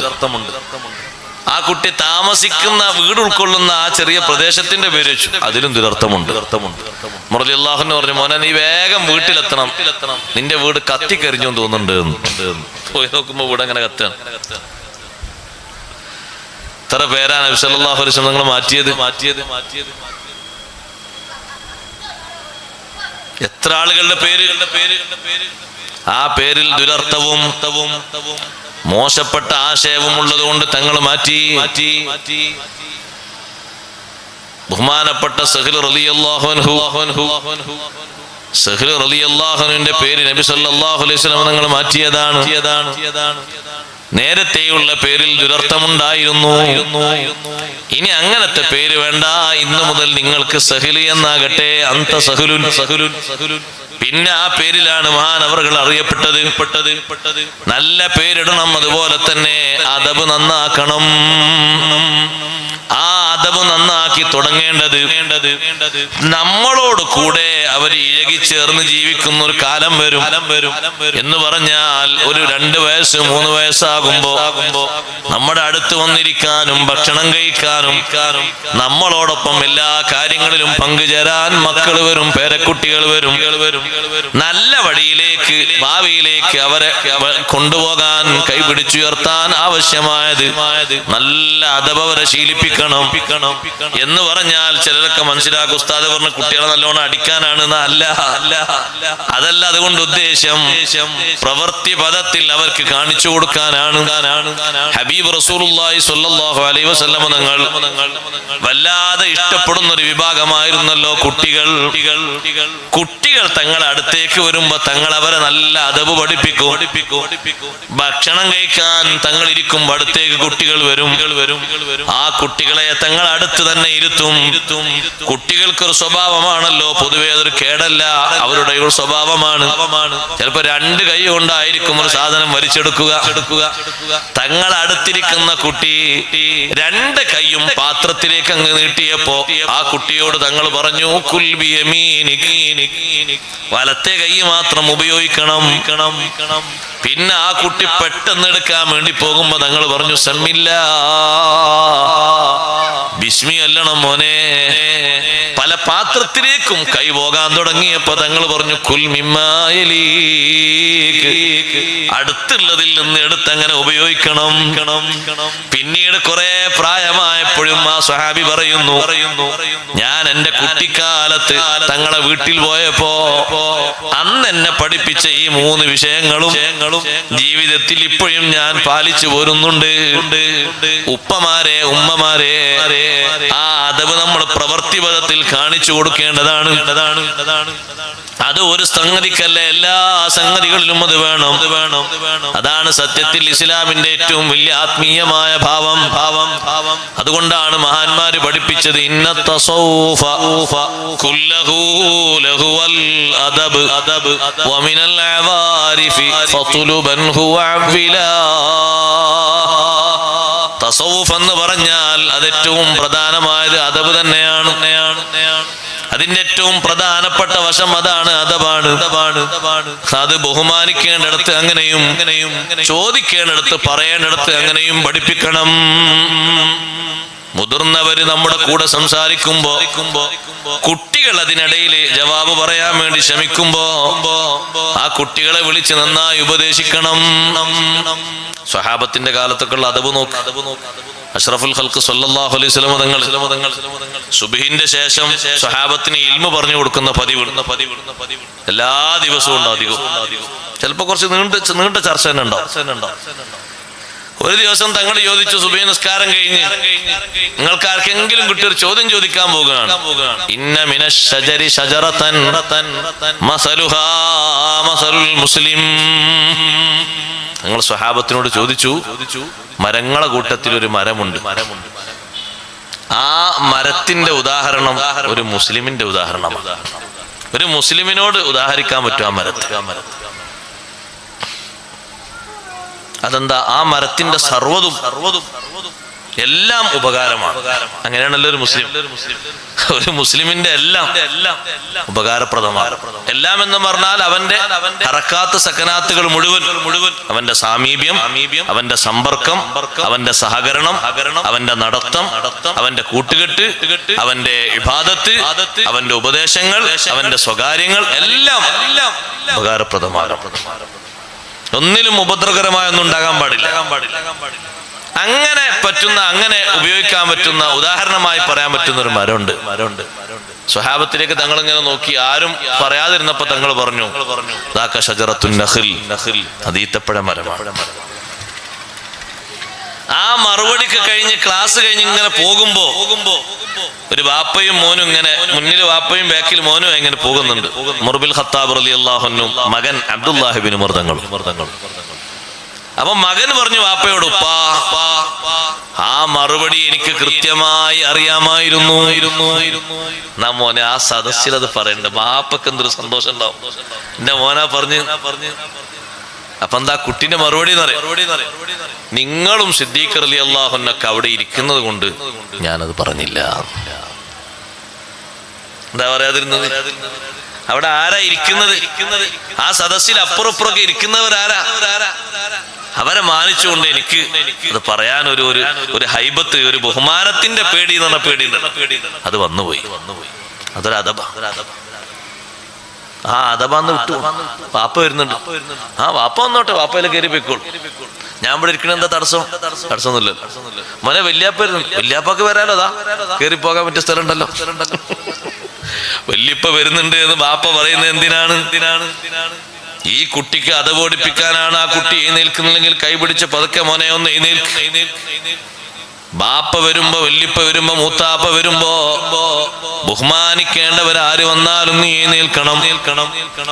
ആ ബഹുമാനിക്കേണ്ടവരെ കൂട്ടത്തിൽ പെട്ടവരാണ് മുതിർന്നവർ. നിന്റെ സ്വന്തം ജേട്ടനാണ് വരുന്നത്. ആ ജേട്ടൻ വരുമ്പോൾ നീ ബഹുമാനിക്കണം.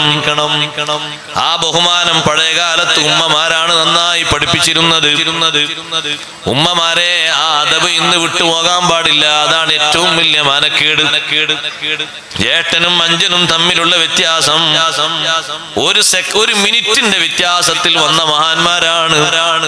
ബഹുമാനപ്പെട്ട Hasan bin Salih, Ali bin Salih റളിയല്ലാഹു അൻഹുമാ ഇരട്ടകളാണ്.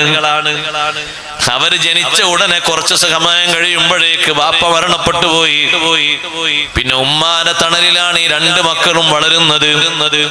അതിൽ മൂത്ത ആളാണ് ഹസൻ ബിൻ സ്വാലിഹ് റളിയല്ലാഹു അൻഹു. ആ ഹസൻ ബിൻ സ്വാലിഹ് റളിയല്ലാഹു അൻഹു ഏതെങ്കിലും ഒരു സദസ്സിൽ ഇരിക്കുകയാണെങ്കിൽ അതിന്റെ ബാക്കിലാണ് ബഹുമാനപ്പെട്ട അലി ബിൻ സ്വാലിഹ് റളിയല്ലാഹു അൻഹുവിന്റെ സീറ്റ്. ഒരേ വലുപ്പമാണ്, കണ്ടാലും ഏറെക്കുറെ ഒരേ രൂപമാണ്. പക്ഷേ ജ്യേഷ്ഠൻ നടക്കുമ്പോ പിന്നാലെയല്ലാതെ നടന്നിട്ടില്ല. ചോദിച്ചു, നിങ്ങൾ ഇരട്ടകളല്ലേ? അപ്പൊ അനുജന്റെ മറുപടി, അലി ഇബ്നു സ്വാലിഹ് തങ്ങളെ മറുപടി, അതെ, ഞാൻ വരുന്നതിന്റെ ഒരു മിനിറ്റ് മുമ്പല്ലേ എന്റെ ജേട്ടൻ ദുനിയാവിലേക്ക് വന്നത്. അങ്ങനെയാണെങ്കിലും അതെന്റെ മൂത്ത ആളാണ്. മണിക്കൂറിന്റെ മാറ്റമുണ്ടോ? ഇല്ല. ദിവസത്തിന്റെ മാറ്റമുണ്ടോ? ഇല്ല. മാസങ്ങളുടെ, വർഷങ്ങളുടെ മാറ്റമുണ്ടോ? ഇല്ല. ഇത് ഉപ്പമാരെ നമ്മൾ പകർത്തി കാണിച്ചു കൊടുക്കണം. എന്റെ ഉപ്പ എഴുന്നേറ്റത് ഒന്നുമല്ല, എന്റെ ജേട്ടനാ വരുന്നത്. സത്യത്തിൽ ആ ജേട്ടന് കഴിവ് കുറവാണ്. എല്ലാ മേഖലകളിലും ആള് വീക്കുള്ള ആളാണ്, വീക്ക്നെസ് ഉള്ള ആളാണ്. പക്ഷേ ഏത് മേഖലയിൽ ആള് താഴോട്ടാണെങ്കിലും ഒരു വിഷയത്തിൽ ആള് മുന്നോട്ടാണ്. അതേതിലാണ്? മൂത്ത തലം എന്ന നിലക്ക്, മൂത്ത ആള് എന്ന നിലക്ക് ഒരു പരിഗണന വിടാൻ പറ്റൂല. അങ്ങനെയാണത് മക്കൾക്ക് പഠിപ്പിക്കുന്നത്. ഉപ്പ എന്തിനാണ് ഇപ്പൊ എഴുന്നേറ്റത്? അത് എന്റെ ജ്യേഷ്ഠനാണ് മോനെ, മൂത്താളാണ്, അഥവാ നിന്റെ മൂത്താപ്പയാണ്. ആ മൂത്താപ്പയല്ലേ ഉപ്പാനോട് കഴിഞ്ഞ ദിവസം കുറെ ചൂടായി സംസാരിച്ച് ചീത്ത പറഞ്ഞത്. അതൊക്കെയാണെങ്കിലും ഞാൻ ബഹുമാനിക്കേണ്ട ഒരു തലമുണ്ട്. അതാ മൂത്തവൻ എന്ന അർത്ഥത്തിലുള്ള ബഹുമാനം ഇതുകൊണ്ടൊന്നും പോകൂല. സത്യത്തിൽ നോക്കുക, ഒരു തലം, ആ ഒരു ബഹുമാനം വല്ലാത്ത ബഹുമാനമാണ്. ഈ രണ്ട് മഹാന്മാര് അവർക്ക് ഈ അദബ് പഠിപ്പിച്ചത് ആ ഉമ്മയാണ്. ഉമ്മമാരെ, ആ അദബ് മാത്രമല്ല ഈ രണ്ട് കുട്ടികൾക്ക് ആ ഉമ്മ പഠിപ്പിച്ചത്. ഹസൻ ബിൻ സ്വാലിഹ് റളിയല്ലാഹു അൻഹുവിനും അലി ബിൻ സ്വാലിഹ് റളിയല്ലാഹു അൻഹുവിനും ഉമ്മ പഠിപ്പിച്ച വല്ലാത്ത അദബിൽപ്പെട്ട ഒന്നാണ്. അവർക്ക് തമ്മീസായ പ്രായം മുതൽക്ക് സുബ്ഹിന്റെ മുമ്പ് ഉമ്മയെ നിൽക്കുമ്പോൾ ഈ കുട്ടികളെയും വിളിച്ചുണർത്താറുണ്ട്. പ്രായപൂർത്തി എത്തിയിട്ടില്ല ഉമ്മമാര് മക്കൾക്ക് കൊടുക്കുന്ന ശിക്ഷണമാണ്, അഥവാണ്. ഇന്ന് നമ്മൾ കാണാതെ പോകുന്നത് അതാണ്. ഉമ്മയും മകനും ചങ്ങാതിമാരെ പോലെ, മൂത്താളും താഴെയാളും ഫ്രണ്ട്സിനെ പോലെ അങ്ങനെ ആയിക്കൂടാ. അത് നമ്മുടെ സമൂഹത്തിന് വരുന്ന ഏറ്റവും വലിയ ദുരന്തമാണ്. അതുകൊണ്ട് കിട്ടുന്ന ആപത്ത് ചെറുതല്ല. ബഹുമാനമുള്ള വീടുണ്ടോ അവിടെ അല്ലാഹു ബറക്കത്ത് ഒരു മിനിറ്റ് പിറകോട്ടാക്കൂല. അതവുള്ള കുടുംബമാണോ ആ കുടുംബത്തിലാണ് ഏറ്റവും വലിയ ബഹുമാനമുള്ളത്. സ്വാലിഹീങ്ങൾ ജനിക്കുന്നത് ആ കുടുംബത്തിലാണ്. ബിശ്റുൽ ഹാഫി റളിയല്ലാഹു അൻഹുവിന്റെ പെങ്ങൾ, ബിശ്റുൽ ഹാഫി റളിയല്ലാഹു അൻഹുവിന്റെ പെങ്ങൾ ആ കാലഘട്ടത്തിലെ ഒരു പണ്ഡിതനോട് ഒരു മസ്അല ചോദിക്കാൻ ചെന്നു. എന്താ മസ്അല? ഞാനിങ്ങനെ വീട്ടിൽ രാത്രി തുന്നിക്കൊണ്ടിരിക്കുമ്പോ ലൈറ്റ് അണഞ്ഞു പോയി. മുന്നിലൂടെ ഒരാള് ഒരു പാനൂസും കത്തിച്ചു പോയി. പഴയ കാലത്തെ പാനൂസ് ഇല്ലേ? പത്ത് ആൾക്കാർക്ക് പാനൂസ് അറിയുന്നാവോ? അറിയാത്തവർ അറിയുന്നവരോട് ചോദിച്ചോട്ടെ. എല്ലാം പഴയ അറിവും പഠിക്കണം. ഒരു ലൈറ്റ് നമ്മളൊക്കെ ഉപയോഗിക്കുന്ന സ്ട്രോങ് ലൈറ്റോ മറ്റേ ലൈറ്റോ അതൊന്ന് കത്തിച്ചു പോയി. പഴയകാലത്തെ വിളക്ക് അത് കത്തിച്ചു പോയപ്പോ ആ വെളിച്ചത്തിൽ എനിക്ക് തുന്നാൻ പറ്റുമോ ഇല്ലേന്നാണ് ചോദ്യം. എന്താ ചോദ്യത്തിന്റെ പിന്നിലുള്ള താല്പര്യം മനസ്സിലായോ? ആ വിളക്ക് കത്തിച്ചത് ഹലാലായ എണ്ണ കൊണ്ടാണോ അല്ലേന്ന് എനിക്കറിയില്ലല്ലോ. ഈ സഹോദരി ചോദിക്കുന്ന ചോദ്യത്തിന്റെ മർമ്മം അതാണ്. അപ്പോഴാണ് ആ പണ്ഡിതൻ പറഞ്ഞത്,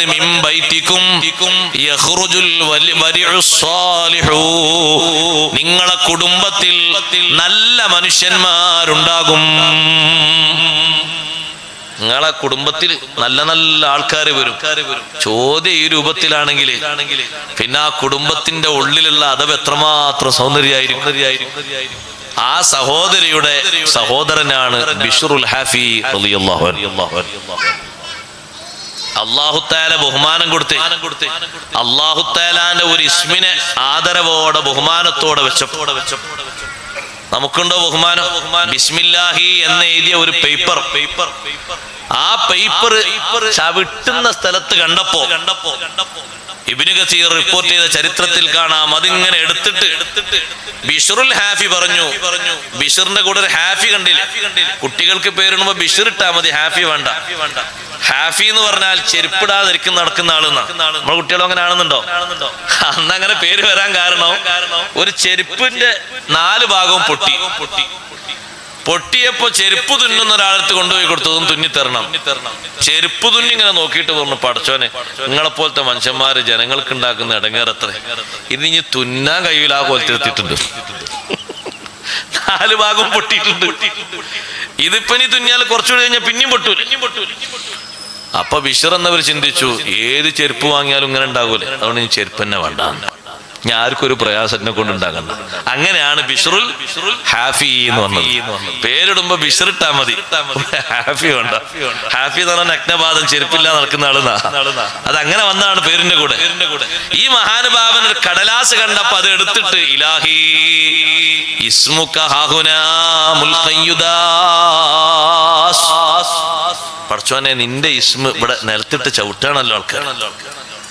വല്ലാത്തൊരു അതബോടെ ബഹുമാനത്തോടെ അത് എടുത്തുയർത്തിയിട്ട് ഒരത്തറ് വാങ്ങിയിട്ട് അത്തറ് തേച്ചിട്ട് വീഴാൻ സാധ്യതല്ലാത്ത ഒരു സ്ഥലത്ത് അതിങ്ങനെ വെച്ചു. ആ ഒരൊറ്റ അതബ് കാരണം അല്ലാഹു സുബ്ഹാനഹു വ തആല ബിശ്റിനെ ഉയർത്തുകയാണ്. ആ ചെറുപ്പക്കാരനെ മേലോട്ട് ഉയർത്തുകയാണ്. നേരത്തെ ആ പണ്ഡിതൻ പറഞ്ഞില്ലേ, നിങ്ങളെ കുടുംബത്തിൽ നിന്ന് സ്വാലിഹായ സൂക്ഷ്മതയുള്ള ഒരാൾ വരും. ആ മഹാനാണ് ഇപ്പൊ വരുന്നത്. എന്താ അതിന് നിമിത്തം? അതബാണ്, ബഹുമാനമാണ്.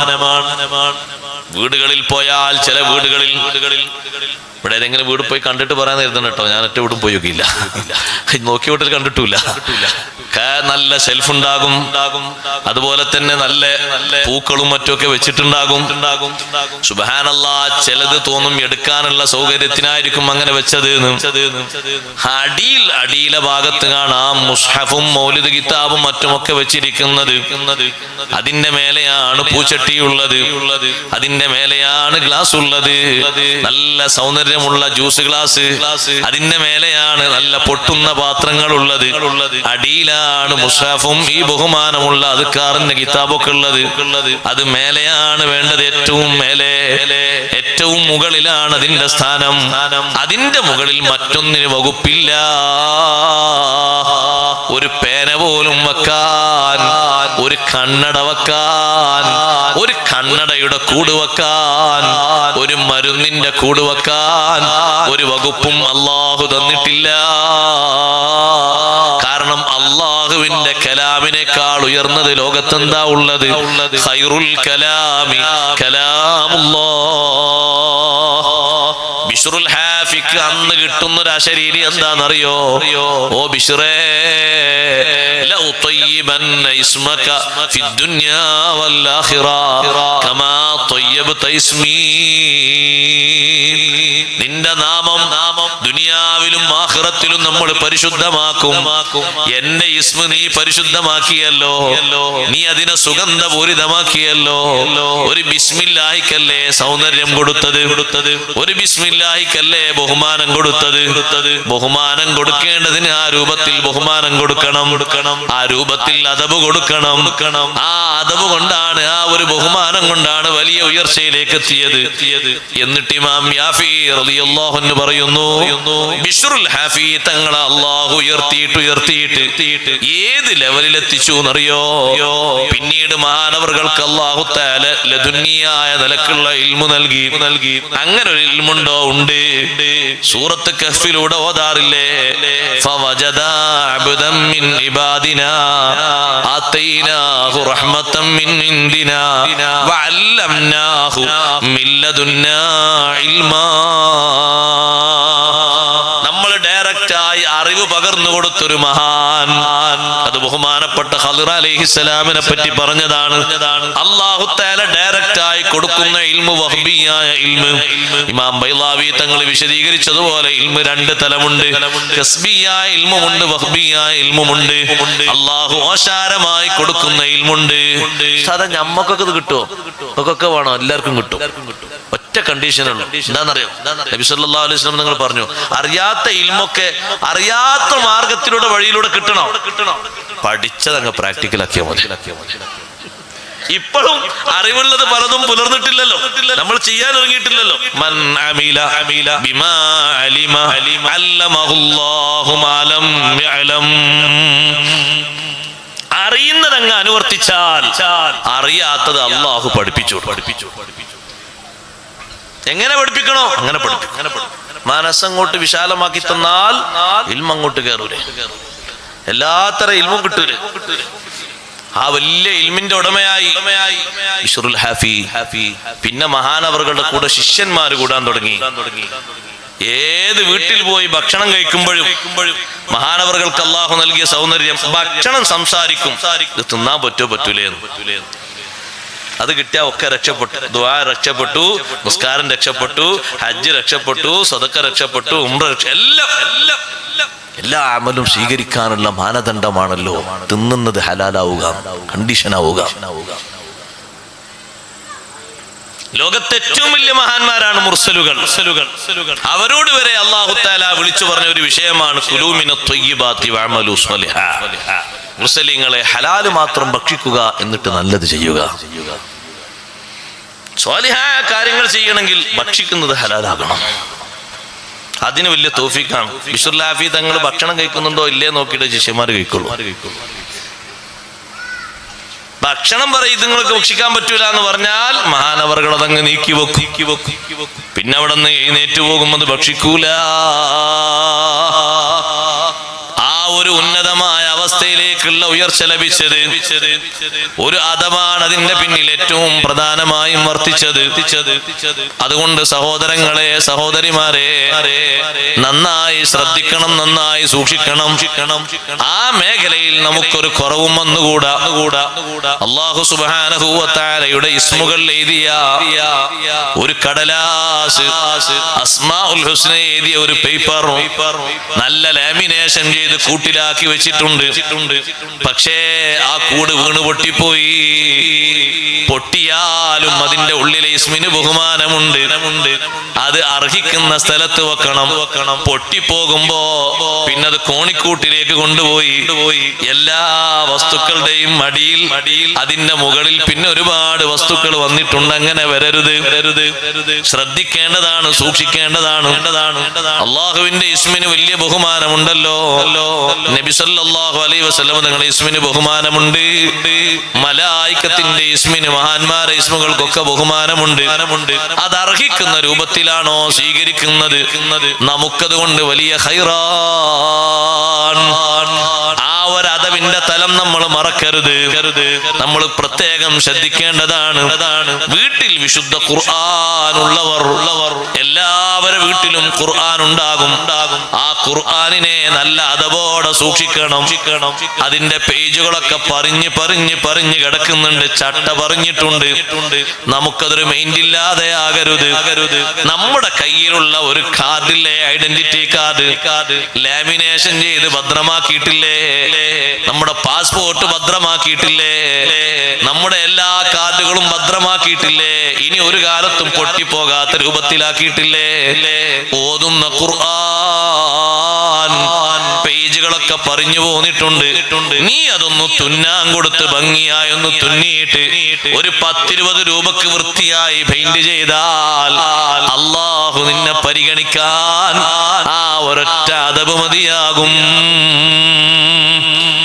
വീട്ടിലുള്ള ഖുർആൻ നന്നായതിനെ ശ്രദ്ധിക്കേണ്ടതുണ്ട്, പരിപാലിക്കേണ്ടതുണ്ട്.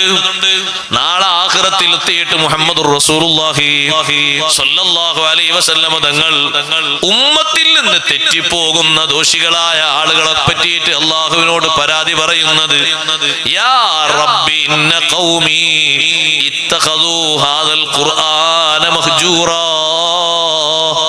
റബ്ബേ, എന്റെ ജനത, എന്റെ സമൂഹം ഈ ഖുർആനിനെ കയ്യൊഴിഞ്ഞു പോയി, വേണ്ടതുപോലെ പരിഗണിച്ചില്ല. നമ്മൾ മരിക്കും വരെ നമ്മളൊരു ഖുർആൻ ഓതിയിട്ടുണ്ട്. അതിന്റെ ചട്ട പോന്നിട്ട് നമ്മൾ മൈൻഡാക്കിയിട്ടില്ല. അതൊന്ന് തുന്നി പിടിപ്പിച്ചിട്ടില്ല. ഒരു 10-15 രൂപന്റെ പശ വാങ്ങിയിട്ട് ഒരു പേപ്പർ വെച്ച് ഒട്ടിച്ചിട്ടില്ല. നാളെ നമുക്കെതിരെ ആ ഖുർആൻ സാക്ഷിയാകരുത്. തുറന്നു നോക്കാത്ത ഖുർആൻ പറയുമെന്ന് ഹദീസിലുണ്ട്, ഇവൻ എന്നെ കൊണ്ടുവന്ന് പൂട്ടിവെച്ചതാണ്, ഒരിക്കലും എടുത്തൊന്ന് തുറന്നു നോക്കിയിട്ടില്ല. എന്നും തുറന്നു നോക്കേണ്ട, എന്നും ഓതേണ്ടതാണ് വിശുദ്ധ ഖുർആൻ. പുരുഷന്മാർക്ക് അതിന് സാധിക്കുമല്ലോ, സ്ത്രീകൾക്ക് എന്നും തുറക്കാൻ പറ്റാത്ത നേരം വന്നേക്കും. അപ്പോഴും ഇമാം നബവി റളിയല്ലാഹു അൻഹു സ്ത്രീകളോട് പറഞ്ഞു, അവർക്ക് ഖുർആൻ കേൾക്കാൻ പറ്റുമല്ലോ, നോക്കാൻ പറ്റുമല്ലോ, അത് രണ്ടും ഒഴിവാക്കരുത്. ഖുർആൻ നോക്കാത്തൊരു ദിവസവും ഇത്ര അദബുകേടുള്ള ഒരു സംഗതി ദുന്യാവിൽ വേറില്ല. ഇന്ന് ഖുർആൻ നോക്കിയിട്ടില്ലേ, ഫാത്തിഹ ഓതിയോ കുൽഹുവല്ലാഹ് ഓതിയോ എന്നല്ല, ഖുർആൻ നോക്കിയിട്ടില്ലേ, നോക്കി ഓതിയിട്ടില്ലേ. ഇന്നത്തെ ദിവസം വല്ലാത്ത ദുശഗുണമുള്ള ദിവസം.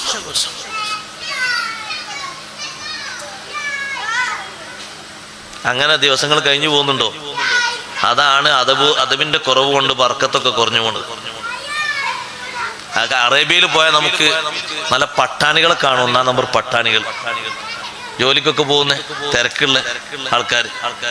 അവര് ഈ ഖുർആൻ ഒന്ന് ഒന്നിങ്ങനെ മറിച്ചു നോക്കിയിട്ട് ഒന്നിങ്ങനെ കുറച്ചു നേരം ഇങ്ങനെ നോക്കിയിട്ട്, കുറെ നേരം ഓതിയിരിക്കാൻ നേരമല്ല, എന്നാലും ഒന്ന് രാവിലെ ഒന്ന് എടുത്ത് ഇങ്ങനെ നോക്കിയിട്ട് അൽഹംദുലില്ലാഹ് ഒന്നിങ്ങനെ ചുംബനം നൽകിയിട്ട്, ഖുർആൻ എടുക്കുമ്പോഴും ഖുർആൻ അവിടെ വെക്കുമ്പോഴും 2 സമയത്തും ചുംബിക്കൽ സുന്നത്താണെന്ന് ഇമാം അഹ്മദ് ബിൻ ഹംബൽ റളിയല്ലാഹു അൻഹു പഠിപ്പിച്ചു. എന്താണ് എടുക്കുന്നത്? അള്ളാഹുവിന്റെ കലാമാണ്, ഖുർആനാണ്. ഒരു അദബുകേട് ഇതിൽ സംഭവിച്ചു പോകരുത്. ഖുർആനുമായി ബന്ധപ്പെട്ട അദബുകൾ മാത്രം എഴുതിയൊരു കിതാബുണ്ട് ഇമാം നബവി തങ്ങൾക്ക്. അതിൽ മഹാനവറുകൾ പറയുന്നുണ്ട്, ഖുർആനിന്റെ മുന്നിൽ എങ്ങനെ ഇരിക്കണം. ആ ഇരുത്തത്തിന്റെ രൂപം കൊണ്ട് പറയുമ്പോഴേ, ഖുർആൻ ഓതാൻ വേണ്ടി ഇരിക്കുന്ന രൂപം പറയുമ്പോഴേ നമ്മൾ നന്നായി ശ്രദ്ധിക്കണം, നന്നായി സൂക്ഷിക്കണം. എങ്ങനെ ഖുർആന്റെ മുന്നിൽ ഇരിക്കുന്നത്? മഹാനവറുകൾ ആ പറഞ്ഞ ശൈലി ഒന്ന് നോക്കി. ഖുർആനിന്റെ മുന്നിൽ അവൻ ഇരിക്കണം.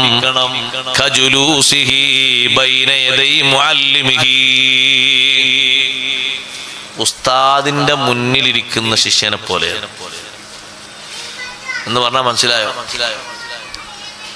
വലത്തോട്ടും ഇടത്തോട്ടും നോക്കോ. ഉസ്താദിന്റെ മുന്നിലിരിക്കുമ്പോ നമ്മൾ പഠിക്കാൻ വേണ്ടി ഇരിക്കുമ്പോ ഇല്ല, പൂർണ്ണ ശ്രദ്ധ. ഇരുത്തം തന്നെ ഒരു അനാദരവായ രൂപത്തിൽ വരുമോ? ഇല്ല. ഉസ്താദിന്റെ മുന്നിൽ നമ്മൾ ഒരു ക്ലാസ് കിതാബോധാണ്. അപ്പൊ ആ ഇരിക്കുന്ന ഇരുത്തത്തിൽ രണ്ട് കാലം ഇങ്ങനെ നീട്ടി മട്ടത്തിൽ ഇങ്ങനെ സാർ പറഞ്ഞോളൂ, ഞാൻ ഇവിടെ ശരിക്കും ചാരിന്ന് കേൾക്കുന്നുണ്ട്. ഇരിക്കുമോ? ഒന്ന് ഒതുങ്ങിയിരിക്കാൻ നമ്മളോട് പറയില്ലേ? എന്താ അങ്ങനെ മുഅല്ലിമിന്റെ മുന്നിൽ ഇരിക്കും പോലെ, ഉസ്താദിന്റെ മുന്നിൽ ഇരിക്കും പോലെ വണക്കത്തോടെ അപ്പുറത്തും ഇപ്പുറത്തേക്കും നോക്കാതെ പൂർണ്ണ ശ്രദ്ധ അതിലേക്ക്, പൂർണ്ണ നോട്ടം അതിലേക്ക്, കൈകൊണ്ട് കളിക്കാതെ, കാലുകൊണ്ട് കളിക്കാതെ, വേറെ ഒന്നുകൊണ്ടും കളിക്കാതെ കളിയൊക്കെ മാറ്റി വെച്ച് കാര്യത്തിലിരിക്കുന്നൊരു ഇരുത്തമാണത്. ബഹുമാന പുരസ്സരം ഇരിക്കുന്നൊരു ഇരുത്തമാണത്. ആരുടെ മുന്നിൽ ബഹുമാനം സ്വീകരിച്ചിട്ടില്ലെങ്കിലും സ്വീകരിക്കേണ്ട ഒരു തലമാണത് മുഅല്ലിമിന്റെ മുന്നിലുള്ള ഇരുത്തം. ഉസ്താദിന്റെ മുന്നിലുള്ള ഇരുത്തം. നമ്മൾ ക്ലാസ് എടുക്കുന്ന ഒരു കുട്ടി വലത്തോട്ടോ ഇടത്തോട്ടോ നോക്കുമ്പോഴേക്ക് എന്താ മോനെ എങ്ങോട്ട് നോക്കുന്നത്? ആ കുട്ടി വല്ലതും പറയുകയാണെങ്കിൽ ഉസ്താദ് എങ്ങനെ ഒരു പ്രശ്നം അവിടെ കണ്ടിട്ട് നോക്കുകയാണ്, ഉടൻ അത് പരിഹരിച്ചുകൊണ്ട് ഇങ്ങോട്ട് തന്നെ നോക്കുന്ന് പറയില്ലേ? നല്ല ശ്രദ്ധയോടുകൂടെ, പൂർണ്ണ ശ്രദ്ധയോടുകൂടെ അങ്ങോട്ടും ഇങ്ങോട്ടൊന്നും തിരിയാതെ കളിക്കാതെ ഇരിക്കണം. മുഅല്ലിമിന്റെ മുന്നിൽ ഇരിക്കും പോലെ ഇരിക്കണമെന്ന് പറയാൻ കാരണം ഖുർആന് നമ്മുടെ ഇമാമല്ലേ ഖുർആൻ, നമ്മുടെ ഇമാമല്ലേ ഖുർആൻ. ആ ഇമാമിനെ എത്രമാത്രം ബഹുമാനിക്കേണ്ടതുണ്ട്, ആദരിക്കേണ്ടതുണ്ട്. മുന്നിലുള്ള ഖുർആനിലേക്ക് എങ്ങനെയാ നോക്കേണ്ടത്? ഇമാം നബി റളിയല്ലാഹു അൻഹു പറഞ്ഞു, ഖുർആൻ ഇതാ ഇങ്ങനെ പിടിച്ച് ഇങ്ങനെ ഉയർത്തിയിട്ട് വായിക്കുന്നതിനേക്കാളും ഉത്തമം ഖുർആൻ ഇങ്ങനെ പിടിച്ചുകൊണ്ട് ഖുർആനിലേക്ക് തല ഇങ്ങോട്ട് താഴ്ത്തി വെക്കലാ നല്ലത്. നമ്മളെ കിബറൊക്കെ കുറച്ച് കുറയാനേ, നമ്മളെ ഈ കിബറും കട്ടിയും കാനൊക്കെ ഒന്ന് കുറയാനേ, തല അതിലേക്ക് താഴ്ത്തി അല്ലേ? പഴയ കാലത്ത് റിഹാലിൽ മുസാഫ് വെച്ച് അതിലേക്ക് താഴ്ത്തി നോക്കല്ലേ? ഒരു സ്റ്റേജിൽ മുസാഫ് ഇങ്ങനെ വെച്ചൊരു പടിയിൽ വെച്ച് അതിലേക്ക് താഴ്ത്തി നോക്കിയിട്ടല്ലേ ഓതുന്നത്? വീട്ടിലൊക്കെ ഒരു ടേബിളിൽ മുസാഫ് ഇങ്ങനെ ഒരു ഉരി വെച്ച് അതിന്റെ മേലെ മുസാഫ് വെച്ച് അതിലേക്ക് ഇങ്ങനെ താഴെ താഴ്ത്തിയിട്ടാണ്, തലയും മുഖവും താഴ്ത്തി. എന്തിനാണത്? അത് ഇതിനാണ് നമ്മളെ ഗർവൊന്ന് കുറഞ്ഞു കിട്ടാൻ, നല്ല ബഹുമാനം മുന്നിൽ കിട്ടാൻ. അപ്പൊ ഇരിക്കുന്ന ഇടത്തും നോക്കുന്ന ഇടത്തും മാത്രമല്ല, അതിനേക്കാളും വലിയൊരു അദബുണ്ട് ഉമ്മമാരെ. എന്താണെന്നറിയോ? ആ ഖുർആൻ ഓതിത്തീരുന്നതിനിടക്ക് അജ്നബിയായ ഒരു സംസാരം വരരുത്. അതിനാ നമ്മൾ ഏറ്റവും അധികം ശ്രദ്ധിക്കേണ്ടത്. യാസീൻ ഓതുന്നുണ്ട് വീട്ടില്, പക്ഷേ ഓരോ മുബീനിന്റെ ഇടയിൽ ഓരോ കാര്യം പറയുന്നുണ്ട്, ഓരോ ആയത്തിന്റെ ഇടയിൽ ഓരോ വിഷയം പറയുന്നുണ്ട്, പിന്നെ ഓതുന്നുണ്ട്. എന്താണ് ഈ ഓതുന്നത്? ഒരു പത്രമാണോ പേപ്പറാണോ? അല്ല, വളരെ ബഹുമാനത്തോടുകൂടെ ഓത്തു തുടങ്ങിയിട്ട് നിർത്തുന്നതിന്റെ ഇടക്ക് ആര് ചോദിച്ചാലും ആര് പറഞ്ഞാലും മറുപടി പറയാത്ത മഹാനാണ് അബ്ദുല്ലാഹി ഇബ്നു ഉമർ റളിയല്ലാഹു അൻഹുമാ. ഒരു സ്വീകരിച്ച അതബങ്ങനെ മത്താഫിൽ ഇങ്ങനെ തവാഫ് ചെയ്തുകൊണ്ടിരിക്കുകയാണ് വലിയ മഹാനായ സാലിം റളിയല്ലാഹു അൻഹു. ഉമർ റളിയല്ലാഹുവിന്റെ പേരക്കുട്ടി തവാഫ് ചെയ്യണം മത്താഫിൽ ഇങ്ങനെ. വലിയ പണ്ഡിതനാണ്, വലിയ ഫഖീഹാണ്. ആളുകൾ വന്നിട്ട് അങ്ങനെ സംശയങ്ങൾ ചോദിക്കും, ഒരാളോടും ഒരു മറുപടി ഇല്ല. തവാഫ് ഇങ്ങനെ ചെയ്യാം, ദിക്ർ ചൊല്ലുന്നുണ്ട്, ഓരോ പോയിന്റിൽ നിന്ന് ദ്വാരക്കുന്നുണ്ട്, ദിക്റിൽ നിന്ന് ഇങ്ങനെ നീങ്ങുന്നുണ്ട്. ആളുകൾ ഇങ്ങനെ അപ്പുറം ഇപ്പുറം നിന്ന് ഓരോ കാര്യം ചോദിക്കണം, ഒന്നിനും മറുപടി ഇറങ്ങി. തവാഫ് കഴിഞ്ഞ് മഖാം ഇബ്രാഹിമിന്റെ പിന്നിലെത്തിയിട്ട് 2 റക്അത്ത് നിസ്കാരം കഴിഞ്ഞ് എണീറ്റ് പുറത്തു പോയപ്പോ നിങ്ങളെന്താ ചോദിച്ചിരുന്ന? എന്താ ചോദിച്ചിരുന്നു? എന്താ അതിനിടക്ക് നമ്മളാണെങ്കിലും തവാഫൊക്കെ അങ്ങനെ എവിടെ നമ്മൾ നിൽക്കുന്നത്? എന്താ നമ്മൾ ചെയ്യുന്നത്? ആരോടാ ദ്വാരക്കുന്നത്? ആർക്കാണ് ഇരിക്കറൊക്കെ ചെല്ലുന്നത്? എവിടെയാണ് നമ്മൾ നിൽക്കുന്ന സ്ഥലം? വിശുദ്ധ ഖുർആനിന്റെ മുമ്പിലാ നമ്മള്. അവിടെ എങ്ങനെയാണ് അന്യ സംസാരം? സഹോദരങ്ങളെ, സഹോദരിമാരെ, പാടില്ല, പറ്റില്ല. ഏറ്റവും വലിയ മര്യാദക്കേടാണത്. സൂഉൽ അദബാൻ. ഖുർആൻ കേൾക്കുന്നിടത്ത് തന്നെ സംസാരിക്കാൻ പാടില്ല. പിന്നല്ലേ ഓതുന്നതിന്റെ ഉള്ളിൽ ഖുർആൻ കേൾക്കാണ് വേറൊരാളത്, അപ്പൊ പറ്റോ? വൈദാ ഖുരിഅൽ ഖുർആനു ഫസ്തമിഊ ലഹു വഅൻസിതു ലഅല്ലകും തുർഹമൂൻ. ഖുതുബ കേൾക്കുമ്പോഴും മിണ്ടരുത് എന്നതിന് ഇമാം റാസി റളിയല്ലാഹു അൻഹു തെളിവാക്കിയത് ഈ ആയത്താണ്. കാരണം ഖുതുബയിൽ ഖുർആൻ ഒരുപാട് വിഷയങ്ങൾ പറയുന്നുണ്ട്, ഖുർആനും ഖുർആന്റെ തഫ്സീറും ഹദീസൊക്കെ പറയുന്നുണ്ട്. അതുകൊണ്ട് ഈ ആയത്ത് ഖുതുബക്കും ആധാരമാണ്. ഖുർആൻ ഓതപ്പെട്ടാൽ ഖുരിഅൽ ഖുർആനു എന്നാണ്. ആര് ഓതി എന്നുള്ള വിഷയമല്ല. ഈ ടേപ്പ് റിക്കാർഡ് ഓതട്ടെ, ഒരു തത്ത ഓതട്ടെ, ഒരു ജിന്ന് ഓതട്ടെ, ഒരു മനുഷ്യൻ ഓതട്ടെ, ആര് ഓതിയാലും അതിനാണ് ഖുർആൻ എന്ന് പറഞ്ഞത്. ആര് ഓതുന്നു എന്നുള്ള വിഷയമല്ല ഖുരിഅൽ ഖുർആൻ. ചില സ്ഥലത്തൊക്കെ വാദിന്റെ മുമ്പ് ഇവിടെ നിന്ന് കണ്ടാലോ, വാദിന്റെ മുമ്പ് ഖുർആനോത്ത് ഇടരുത് എന്ന് നമ്മൾ പറയും. അങ്ങനെ ഖുർആനോത്ത് അങ്ങനെ നടക്കുന്നുണ്ടാവും, അവിടെ അങ്ങനെ നല്ല പടായും ഇടുണ്ടാവും. വീട്ടിൽ ഖുർആനോത്ത് നിങ്ങൾ ടേപ്പ് റിക്കാർഡിലൂടെ ഇടുന്നുണ്ടോ? അത്രയും നേരം ഒന്ന് മൗനം പാലിച്ച് നല്ല ശ്രദ്ധയോടുകൂടെ വീക്ഷിക്കണം. സംസാരം മരുത്. അറബികളെ കൂടെ വാഹനത്തിൽ പോയ ആൾക്കാരുണ്ടാവുമല്ലോ സദസ്സിൽ. അവരെ കാറിൽ ഖുർആൻ ഓൺ ചെയ്താൽ അവരെങ്ങനെ കാർ ഡ്രൈവ് ചെയ്തുകൊണ്ടിരിക്കണം, ഖുർആൻ അങ്ങനെ കേട്ടിട്ട്. വല്ലതും സംസാരിക്കണം എന്ന് അവർക്ക് ഇങ്ങോട്ടോ നമുക്ക് അങ്ങോട്ടോ വരുന്നൊരു സമയം വന്നാ സ്വിച്ച് നോക്കും, അതവിടെ നിർത്തും. നീ പറഞ്ഞോളി. കഴിഞ്ഞ പിന്നെ ഓണാക്കും. അത് കേട്ടുകൊണ്ടുള്ള ഈ സംസാരം അതില്ല. പിന്നെ എന്തായി കല്യാണം എന്തായി? സൽക്കാരക്കാരെപ്പോഴാ വരാ? അല്ലാഹു തആലാന്റെ കലാമായ ഖുർആനാണ്. നമ്മളെ കളി മാറും. അല്ലാഹു നമ്മളെ കാത്തുരക്ഷിക്കട്ടെ. ഇതിന്റെ അദബ് നല്ലോണം ശ്രദ്ധിക്കണം. ഖുർആനിന്റെ മേലെ ഒരു കത്ത് വെച്ചതിനാണ് ഒരു ഉദ്യോഗസ്ഥനെ പിരിച്ചുവിട്ടത്. മർവാൻ ബിൻ അബ്ദുൽ മലിക് എന്ന രാജാവ്. മർവാൻ ബിൻ അബ്ദുൽ മലിക് രാജ്യം ഭരിച്ച രാജാവാ. അദ്ദേഹം ഒരു ദിവസം ഖജനാവ് ഒന്ന് പരിശോധിച്ചു. പെട്ടെന്ന് വന്നിട്ടൊരു പരിശോധന. അപ്പൊ ഒരു ഖജനാവിന്റെ മേലെ ഖുർആൻ ഇരിക്കുന്നുണ്ട്. ഖുർആന്റെ മേലെ ഒരു കത്തുണ്ട്. ആ കത്ത് ഇങ്ങനെ എടുത്തിട്ട് നോക്കി. കത്ത് രാജാവ് അയച്ച കത്താ. അവിടെയുള്ള ജോലിക്കാരനെ വിളിച്ചിട്ട്, ആരാണ് ഈ കത്ത് ഖുർആന്റെ മേലെ വെച്ചത്? ഞാനാണ്. അയാളെ നന്നായി ശകാരിച്ചു. എന്റെ കത്ത് ഖുർആന്റെ മേലെ. കത്ത് വലിച്ചു കീറിട്ടു. രാജാവ് എഴുതിയ കത്താ. വലിച്ചു കീറിട്ട് ഖുർആന്റെ മേലെ കത്ത് വെക്കുന്നത്. അദ്ദേഹം മരണപ്പെട്ട ശേഷം ഖബർ ജീവിതത്തിൽ വെച്ച് കണ്ട അവസ്ഥ നല്ല സന്തോഷകരമായ അവസ്ഥയാണ്. ചോദിച്ചതിന് കിട്ടിയ മറുപടി ഖുർആനുമായി ബന്ധപ്പെട്ട അദബാണ്. അള്ളാഹുവിന്റെ കലാമിനെ അള്ളാഹു പരിഗണിച്ചു. ആ ഒരു അദബ് കൊണ്ടല്ലേ സയ്യിദുനാ അബൂബക്കർ സിദ്ദീഖ് റളിയല്ലാഹു അൻഹു വലിയ പരിഗണന കിട്ടിയത്. നബി സല്ലല്ലാഹു അലൈഹി വസല്ലം മോതിരം മൂരിക്കൊടുത്തു സിദ്ദീഖ് തങ്ങളുടെ കയ്യിൽ. എന്നിട്ട് പറഞ്ഞു, ഇതിന്റെ മേലെ സീല് പതിപ്പിച്ചു കൊണ്ടുവരണം. അന്നത്തെ സീല് മോതിരത്തിന് മേലാണ്. അവിടെ ഉണ്ടാവും സീലിങ്ങനെ. ഇന്നിപ്പോ നമ്മളെ മോതിരത്തിന് സീലൊന്നുമില്ല, ഇവിടെ ഉണ്ടാവും സീല്. എന്താ തങ്ങളെ മോതിരത്തിനും ഉണ്ടായിരുന്നത്? അല്ലാഹു എന്നൊരു വചനമുണ്ടായിരുന്നു. അപ്പോൾ അല്ലാഹു എന്നുള്ള വചനത്തിന് ചെറിയ ഒരു മായ്ച്ചിൽ വന്നപ്പോ ക്ലിയർ കിട്ടുന്നില്ല. ഒപ്പിട്ടിട്ട് അതൊന്നുകൂടി നന്നായി കൊത്തിക്കൊണ്ടുവരാൻ സിദ്ദീഖ് തങ്ങളെ കയ്യിൽ ഏൽപ്പിച്ചു. സിദ്ദീഖ് റളിയല്ലാഹു അൻഹു ആ മോതിരം കൊത്തുപണിക്കാരൻ്റെ അടുത്ത് കൊണ്ടുപോയിട്ട് പറഞ്ഞു, മുകളിൽ അല്ലാഹു നെയ്തണം, അതിന്റെ നേരത്തായ മുഹമ്മദ് സല്ലല്ലാഹു അലൈഹി വസല്ലം അത് എഴുതണം.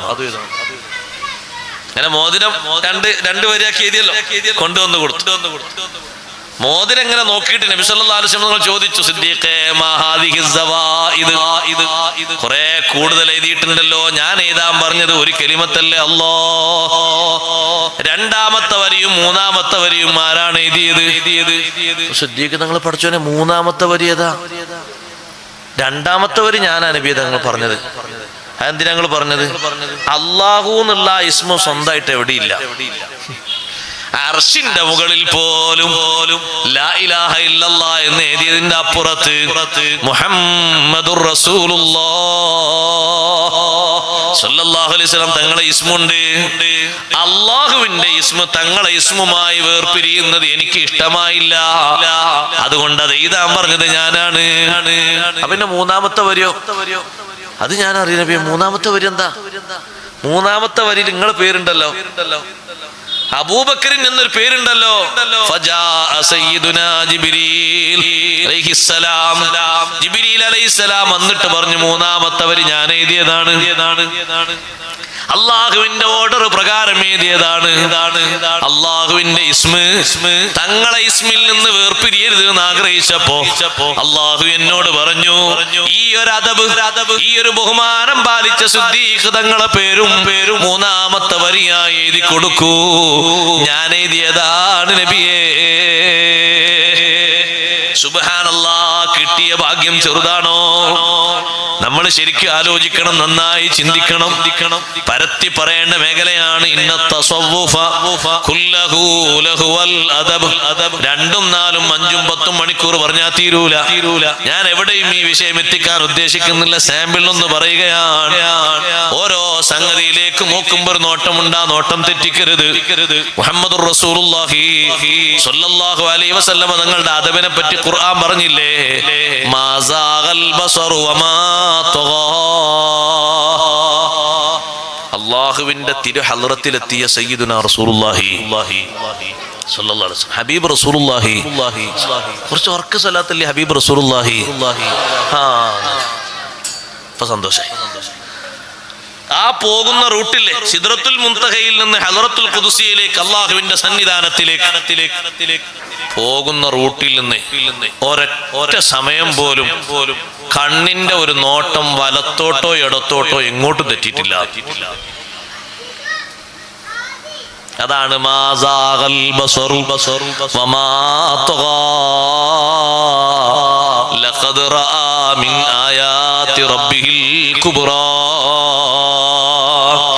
ആ സുന്ദരമായ അദബ് പാലിച്ചപ്പോ ലഖദ് റആ, തീർച്ചയായും തങ്ങൾ കണ്ടിരിക്കുന്നു, മിൻ ആയാതി റബ്ബിഹിൽ കുബ്റാ, റബ്ബിന്റെ ദൃഷ്ടാന്തങ്ങളിൽ നിന്ന് ഏറ്റവും വലുതെന്താണ്? റുഅയത്തുല്ലാഹി അസ്സ വജൽ, അല്ലാഹുവിന്റെ ദർശനമാണ്. കണ്ടിരിക്കുന്നു, തീർച്ചപ്പെടുത്തി ഖുർആൻ പറയുന്നു. ആ ആയത്തിന് വേറെയും തഫ്സീറുകളുണ്ട്, ഒന്ന് ഞാൻ പറഞ്ഞു എന്ന് മാത്രം. അവിടെ അദബ് പഠിപ്പിച്ചതാണ്. വന്ന റൂട്ടിൽ നിന്ന് വലത്തോട്ട് ഇടത്തോട്ടൊന്നും തെറ്റൂല. നമ്മൾ പോകുമ്പോഴോ, നമ്മളൊരാൾ ഉദ്ദേശിച്ച് പോവാണ് ഒരു വീട്ടിലേക്ക്. അവിടെ ആരാ, അവിടെ ഒറ്റാണ്. അതൊന്നും നമുക്ക് നോക്കേണ്ട ആവശ്യമില്ല. ഇവിടെ എവിടേക്കാ നോക്കുന്നത്? എവിടെല്ലാവാ നോക്കില്ല. ചിലപ്പോഴൊക്കെ വാഹനം ഓടിച്ച്, ഇരുചക്ര വാഹനം ഓടിച്ചു പോകുന്ന ആൾക്കാർ വലത്തെടുത്ത് നോക്കുമ്പോൾ ഞാൻ പറയും, പഠിച്ചോനെ മൂപ്പരൊന്ന് സ്ട്രൈറ്റ് ആയിട്ട് നോക്കി പോയാൽ മതി.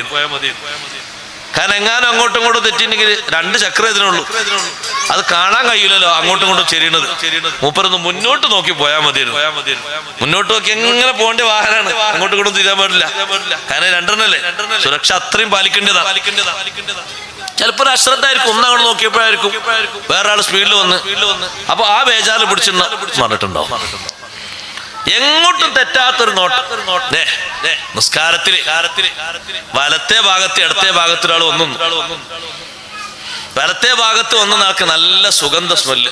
ഇപ്പൊ നമ്മളെ വക ഒരു ഇടങ്ങണ്ണിട്ടൊരു നോട്ടം, ഇടങ്ങണ്ണിട്ടിട്ടൊന്ന് ആളെ തിരിഞ്ഞു. അപ്പൊ നോക്കുന്നേ എന്നാരപ്പ വന്ന് പോയി, മാർക്ക് പോയി, അദബ് പോയി. നിസ്കാരം കഴിഞ്ഞിട്ടും സഹോദരങ്ങളെ തിരിഞ്ഞു നോക്കരുത്, നേരെ നോക്കണം മുന്നോട്ട്. നമ്മൾ ദിക്ർ ചൊല്ലുന്ന ദുആഇന് ആമീൻ പറയുന്ന നല്ല സന്ദർഭമാണ്. തിരയേണ്ടവരെ പിന്നത് കഴിഞ്ഞതൊക്കെ കഴിഞ്ഞിട്ട് തെരഞ്ഞാൽ മതി. കാരണം നിസ്കാരം കഴിഞ്ഞ ഉടനെ തന്നെ നമ്മൾ ഇങ്ങനെ നോക്കുമ്പോ ഏതെങ്കിലും നല്ല ആളുകളുള്ള ഖുശൂഅൊക്കെ കെട്ടിക്കൂട്ടി നിസ്കരിക്കുന്നുണ്ടാകും. ആ നിസ്കാരത്തിനൊക്കെ ഇടങ്ങേറ്. എന്താണ് ആ ചങ്ങായി ഇങ്ങനെ നോക്കണത്, വലത്തോട്ടും ഇങ്ങനെ എടുത്തോട്ടും ഞാൻ തിരിഞ്ഞു നോക്കണം. നിസ്കാരത്തിലുള്ള ഇൽത്തിഫാത്ത് വല്ലാത്ത വിഷയമാണ്. നിസ്കാരത്തിൽ തിരിഞ്ഞു നോക്കുന്നത് വലിയ ബേജാറാണ്. തിരിഞ്ഞു നോക്കുന്നത് നിസ്കാരത്തിലായതുകൊണ്ട് ഒന്നും ചെയ്യാൻ പറ്റാത്തതുകൊണ്ട് ഞാൻ ചെയ്യാതിരുന്ന, അല്ലെങ്കിൽ നല്ല അടിയാൻ കൊടുത്തിട്ടുണ്ടോ. ഇപ്പൊ അടുത്ത് ഞാൻ കണ്ട കാഴ്ച ആകെ പേടിച്ചു. ഞാൻ പിന്നെ ഇയാളത്തെ ആണല്ലോ നിസ്കരിക്കാൻ നിന്നതെന്ന് തോന്നിപ്പോ. സുജൂദില മൊബൈലിൽ കോൾ ഇങ്ങനെ വരുന്നുണ്ട്. അപ്പൊ അതിങ്ങനെ അങ്ങോട്ടും ഇങ്ങോട്ടും വലിച്ചു നീക്കണ മൊബൈലല്ല. മൂപ്പരൊരു വരലോണ്ട് ഇങ്ങനെ സുജൂദ് പോയപ്പോ ഒന്നാണ് നീക്കിയിട്ട് സുബ്ഹാന റബ്ബിയൽ അഅ്ലാ വബിഹംദിഹി കുറച്ചോർക്കണം ചെല്ലി. ഇപ്പൊ ആ സുജൂദും ആ ചെല്ലിയതും ആ നിസ്കാരം ശരിയാകുന്നോ ശരിയാവില്ല എന്നാണ് അഭിപ്രായം. ആർക്കപ്പോ സുജൂദ്? ആർക്കാ? അല്ലാഹു തആലക്കോ മൊബൈൽ വിളിച്ചാൾക്കോ? ശരിക്ക് നീക്കി, കൈ കൊണ്ട് നീക്കി പടച്ചോനെ. അത് നിസ്കാരത്തിൽ അല്ലെങ്കിൽ ഒരു കൊട്ടായി. നിസ്കാരം കഴിഞ്ഞിട്ട് ഞാൻ ആളെ തെരഞ്ഞു, പക്ഷെ എനിക്ക് 2-3 റക്അത്ത് നിസ്കരിച്ച ആളുണ്ട്, ആള് വേറെ സലാം വിട്ട് ഞാൻ തടിപ്പിക്കണം. അല്ലെങ്കിൽ ഞാൻ വിളിച്ചു പറയണല്ലോ, എന്താ പറഞ്ഞു കുഴപ്പമുണ്ടോ? ഇപ്പണി മേലാ ചെയ്യരുതെന്ന് പറയണം. നിസ്കാരത്തിലാണ് ഇപ്പൊ അല്ലാഹു തആല വലുത്. ആ വരുന്ന റിങ് ആ കോള് അറ്റൻഡ് ചെയ്യണം, അതാണ് വലുത്. അപ്പൊ അറ്റൻഡ് ചെയ്യണ സ്വഭാവം എങ്ങനെ? സുബ്ഹാന റബ്ബിയൽ അഅ്ലാ വബിഹംദിഹി. നമ്മളിപ്പോ ഒരു സദസ്സിലാണെങ്കിൽ വേറെ ആരെ വിളിക്കുമ്പോ ഒരു മീറ്റിംഗിലാണെന്ന് അറിഞ്ഞോട്ടെ ഇങ്ങനെ നിൽക്കും, അത് കുഴപ്പമൊന്നുമില്ല. അത് ശബ്ദം കേൾക്കുമ്പോ എന്തോ ഒരു മീറ്റിംഗിലാണ്, അത് സൗകര്യത്തിനാണ്. നിസ്കാരത്തില് ഒരു വിരലങ്ങോട്ട് നീക്കിയാൽ ഉദ്ദേശം മാറിയില്ലേ? ആ ചെല്ലുന്നതിന്റെ ലക്ഷ്യം മാറിയില്ലേ? ഒരു ഉദ്ദേശം മാറിയാൽ തന്നെ അതിന്റെ മുഴുവൻ ഭാഗങ്ങളും പോകും. മുന്നിൽ വന്ന് നിന്ന ഒരാള് അയാൾ കാണരുത് എന്ന് കരുതിയിട്ടാണ് നീ റുക്കൂവിലേക്ക് പെട്ടെന്ന് അങ്ങ് പോയത്. റുക്കൂഅ് ബാത്തിലാണ്. തിലാവത്തിന്റെ സുജൂദിലേക്ക് പോകുന്ന സുജൂദ് റുക്കൂആക്കി മാറ്റിയാൽ ആ റുക്കൂ ശരിയാകോ? ഇല്ല. കാരണം കുനിഞ്ഞത് സുജൂദിന് വേണ്ടിയാണ്, പിന്നെ ഇടയിൽ വെച്ചത് റുക്കൂആക്കി മാറ്റിയതാണ്, ലക്ഷ്യം മാറി. ഇതിനേക്കാളും വലിയ വിഷയമാണ് മുന്നിൽ ഒരാൾ വന്ന് നിൽക്കുന്നുണ്ട്, പടച്ചോനെ അയാൾ കണ്ടപ്പോ പ്രശ്നമാണ്. അയാൾ കൈയ്യെട്ടിട്ട് കണ്ടാൽ മതി, സുജൂദിലാവുമ്പോ തിരിയില്ലല്ലോ. അയാളിങ്ങനെ ഇടയിൽ ഇരുത്തത്തില്ല. അയാളെ വന്ന് അയാൾക്കാളെ കൊടുക്കാനുള്ള 10,000. അല്ലാഹു അക്ബർ. കുറച്ചു നേരം സുബ്ഹാന റബ്ബിയൽ അഅ്ലാ വബിഹംദിഹി 11 വട്ടം ചൊല്ലല്ലോ. അന്നാണ് 11 വട്ടം മുപ്പർ ചൊല്ലി. ആദ്യമായിട്ട് 11 വട്ടം ചൊല്ലി. മറ്റാൾ തക്ബീർ ഇട്ടാൻ വേണ്ടി ചൊല്ലാണ് 11 വട്ടം. പിന്നെ മുപ്പർ ഇരുന്ന് അൽഹംദുലില്ലാ സലാം വിട്ട്, സത്തയത്തിന് സലാം വിട്ട് വേഗം. ഓ, രക്ഷപ്പെട്ടു. നിസ്കാരം കൊണ്ട് രക്ഷപ്പെട്ടു, സുജൂദ് കൊണ്ട്. ഇവർ കണ്ടില്ല, സുജൂദിലാകുമ്പോൾ ആള് ശ്രദ്ധിക്കൂലല്ലോ. ഇപ്പൊ ഈ പോയ പോക്കിനെ പറ്റി എന്ത് പറയും? ലക്ഷ്യം ഒന്ന് മാറിപ്പോയി. കാരണം സുജൂദ് എന്ന ഒറ്റ ലക്ഷ്യം അവിടെ വരാൻ പറ്റും, വേറൊന്നും വരാൻ പാടില്ല. നമ്മളെ നെറ്റിയിൽ എന്തോ ഒരു സാധനം കടിക്കാൻ വേണ്ടി ഇങ്ങനെ വരുന്ന ഒരു രൂപഭാവം തോന്നിയിട്ട് നെറ്റി അപ്പം അങ്ങോട്ട് എടുത്താൽ തന്നെ ആ സുജൂദ് ക്ലിയർ ആയിട്ടില്ല, പിന്നെ അങ്ങോട്ട് പോകണം. കാരണം അതൊക്കെ വല്ലാത്ത കേടാണ്, അദബ് കേടാണ് അവിടെ സംഭവിക്കുന്നത്. അല്ലാഹു സുബ്ഹാനഹു വ തആലയോടുള്ള മുനാജാത്തിൽ മാസാഗൽ ബസറു വമാ തഗാ, ലക്ഷ്യം മാറിയിട്ടില്ല, നോട്ടം മാറിയിട്ടില്ല, കറക്റ്റ് ആണ്. ഒരേ രൂപത്തിലേക്കാണ്, ഒരേ അല്ലാഹു തആലാന്റെ ഹദ്റത്തിലേക്കുള്ള ഒരു പോക്ക്. അങ്ങോട്ടും ഇങ്ങോട്ടും ഒട്ടും തിരിയാതെയുള്ള പോക്ക്. വിശുദ്ധ ഖുർആൻ ഓതുന്ന സമയത്ത് 10 മിനിറ്റ് ആണ് ഓതുന്നതെങ്കിലും ശ്രദ്ധ അതിലേക്ക് തന്നെയാണ് ശ്രദ്ധ. കോൾ വരുന്നുണ്ടോ അറ്റൻഡ് ചെയ്യൽ ഉജൂബാണോ? ഇമാം നവവി റളിയല്ലാഹു അൻഹു പറഞ്ഞു, ഒരായത്തിൽ നിങ്ങൾ വഖഫ് ചെയ്യുക, സദഖല്ലാഹുൽ അലീം എന്ന് പറഞ്ഞൊരു ഭാഗത്തേക്ക് വെക്കുക, എന്നിട്ട് നിങ്ങൾ സംസാരിച്ചോളൂ. അതും ഉയർത്തിപ്പിടിച്ച്, അതും തുറന്നു പിടിച്ച് നഊദു ബില്ലാഹ് സംസാരിച്ചുകൂടാ. അല്ലാഹുവിന്റെ ഖുർആൻ നമുക്ക് എതിരായി സാക്ഷി നിൽക്കുന്ന ഒരവസ്ഥ വരരുത്. ആ ഖുർആനിനോടുള്ള ബഹുമാനക്കേട് കൊണ്ട് നമ്മൾ തകർന്നു പോകരുത്. ആ വിശുദ്ധ ഖുർആൻ ഓതി കേൾക്കുമ്പോഴേക്ക് നല്ലോണം മിണ്ടാതിരിക്കണം. ലഅല്ലക്കും തുർഹമൂൻ, നിങ്ങൾക്ക് ബറക്കത്ത് ലഭിക്കപ്പെടാൻ, റഹ്മത്ത് ലഭിക്കാൻ. കേട്ടാ തന്നെ, മൗനം പാലിച്ചാ തന്നെ റഹ്മത്തും ബറക്കത്തുമാണ്. ഓതുന്നത് പൂർണ്ണ അദബോടെയാണോ? എത്ര വലിയ ബഹുമാനമാണ്. അതുകൊണ്ടല്ലേ നല്ല വൃത്തിയുള്ള സ്ഥലത്ത് ഖിബിലാക്ക് തിരിഞ്ഞ് സന്തോഷപൂർവം ഖുർആൻ ഓതുമ്പോ നല്ല അത്തർ പുരട്ടിയിട്ട് നല്ല സന്തോഷത്തോടെ നീ ഖുർആൻ ഓതുകയാണ്. ആ വിശുദ്ധ ഖുർആൻ എത്ര നേരമാണോ? ഒരു 10 മിനിറ്റാ നീ ഓതുന്നത്. പക്ഷേ ഒരദബിനും കുറവ് വന്നിട്ടില്ലെങ്കിൽ നീ ഓതുന്ന ഖുർആനിന് ഇപ്പുറത്തൊരാൾ 1 മണിക്കൂർ ഓതുന്നുണ്ട്, അയാളിൽ കാണാനുള്ള ഒരു അദബും ഇല്ല. നിന്റെ 10 മിനിറ്റാണ് ആ 1 മണിക്കൂറിനേക്കാൾ വലുത്. കാരണം നീ ഓതി ആ 10 മിനിറ്റിൽ ഖുർആനിനോട് അന്യായമായി നീ ഒന്നും ചെയ്തിട്ടില്ല. ഖുർആൻ തുറന്നു വെച്ച് നീ മറ്റൊന്നിലേക്ക് ശ്രദ്ധിച്ചിട്ടില്ല, മറ്റൊരാളോട് സംസാരിച്ചിട്ടില്ല, സംവദിച്ചിട്ടില്ല. പൂർണ്ണമായും നിന്റെ ചിന്ത അതിലായിരുന്നു, നിന്റെ നോട്ടവും നിന്റെ എല്ലാ സംഗതികളിലും ഖുർആനിലായിരുന്നു.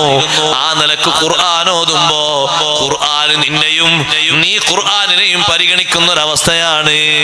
ആ വിശുദ്ധ ഖുർആൻ നമുക്ക് അനുകൂലമാണ്.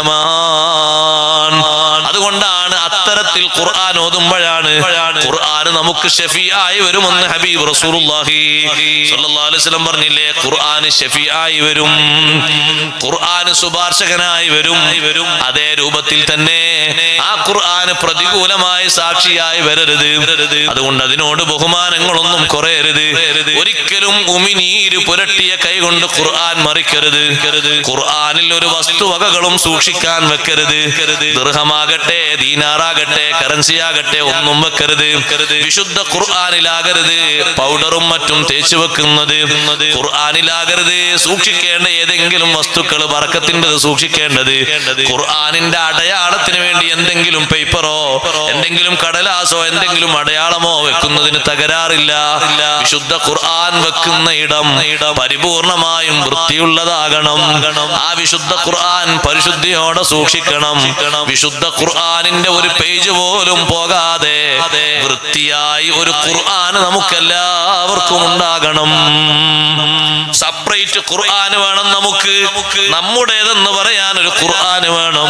നമ്മുടെ കാലശേഷം നാം ഉപയോഗിച്ച, നാം ഓതിയ ഖുർആനിൽ ആരെല്ലാം ഓതുന്നുവോ നമ്മുടെ അനന്തര സ്വത്താണ്.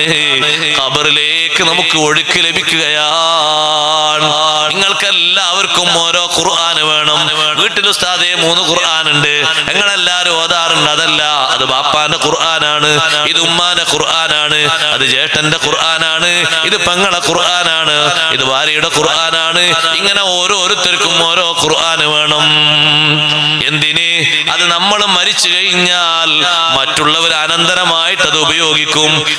മക്കളായിട്ട് ആ ഖുർആൻ ഉപയോഗിക്കുമ്പോ നമ്മുടെ ഖബറിലേക്ക് അതുകൊണ്ട് വലിയൊരു വെളിച്ചം ലഭിക്കും.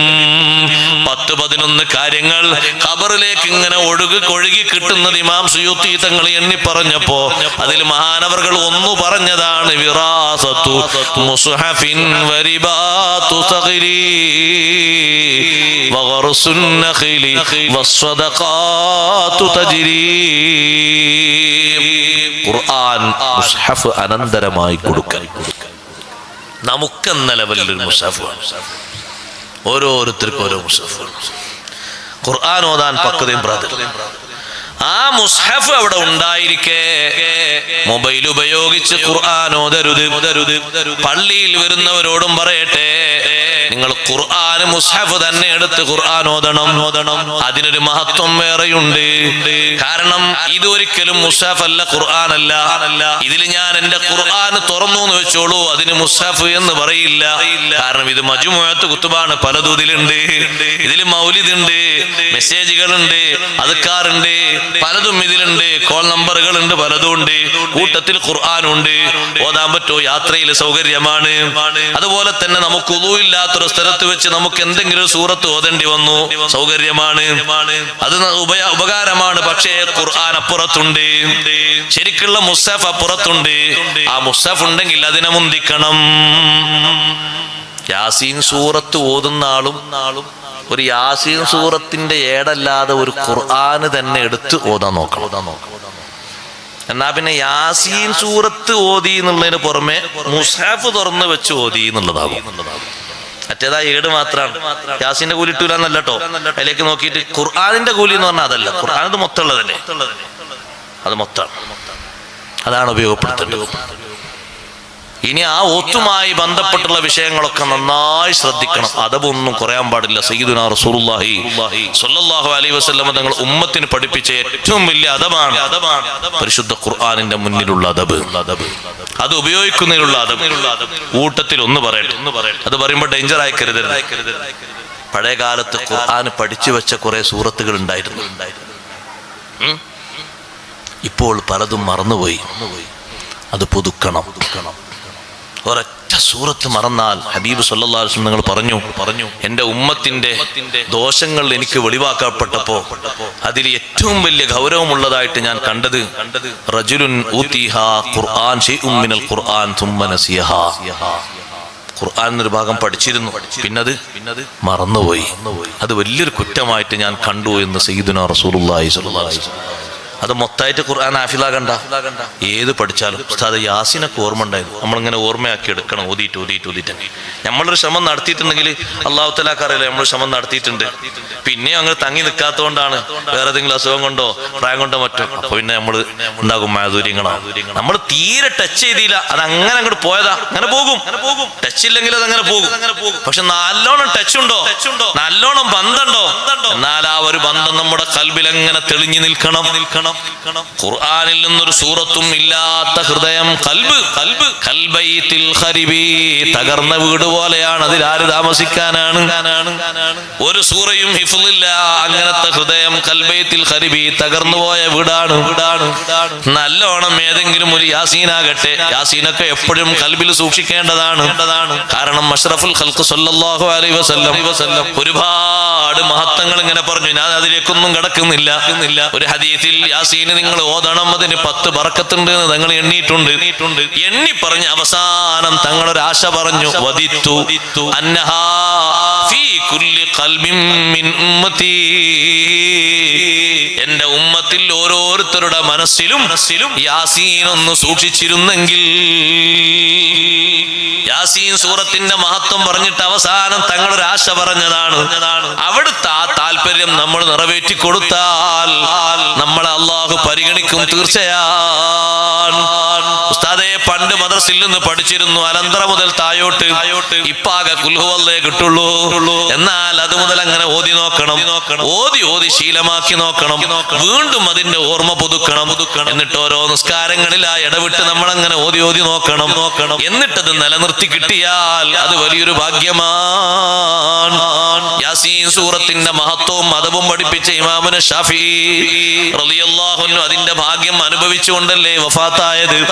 ശാഫി ഇമാം തങ്ങൾ ഇശാ നിസ്കാരത്തിന്റെ ശേഷമാണ്, കുറെ സമയം കഴിഞ്ഞിട്ടാണ് വഫാത്തായത്. പാതിര അർദ്ധരാത്രിയോട് അടുക്കുന്ന നേരം ഇശായിന് വാങ്ക് വിളിച്ചപ്പോ ശിഷ്യന്മാര് ചുറ്റും നിൽക്കുന്നുണ്ട്. അവരെ കണ്ടപ്പോ ഷാഫി ഇമാം തങ്ങൾ ചോദിച്ചു, ജമാഅത്തിന് പോകുന്നില്ലേ? അല്ല ഉസ്താദെ, ഞങ്ങൾ ഇവിടെ നിൽക്കണോ? നിങ്ങൾ ജമാഅത്തൊക്കെ കഴിഞ്ഞു വന്നോളൂ, അതൊക്കെ കഴിഞ്ഞിട്ടേ ഞാൻ വിട പറയുകയുള്ളൂ. ഷാഫി ഇമാം തങ്ങൾ ശിഷ്യന്മാരെ ജമാഅത്തിന് വിട്ടു. ജമാഅത്ത് നിസ്കാരം കഴിഞ്ഞ് അവർ വന്നു ചുറ്റും കൂടി.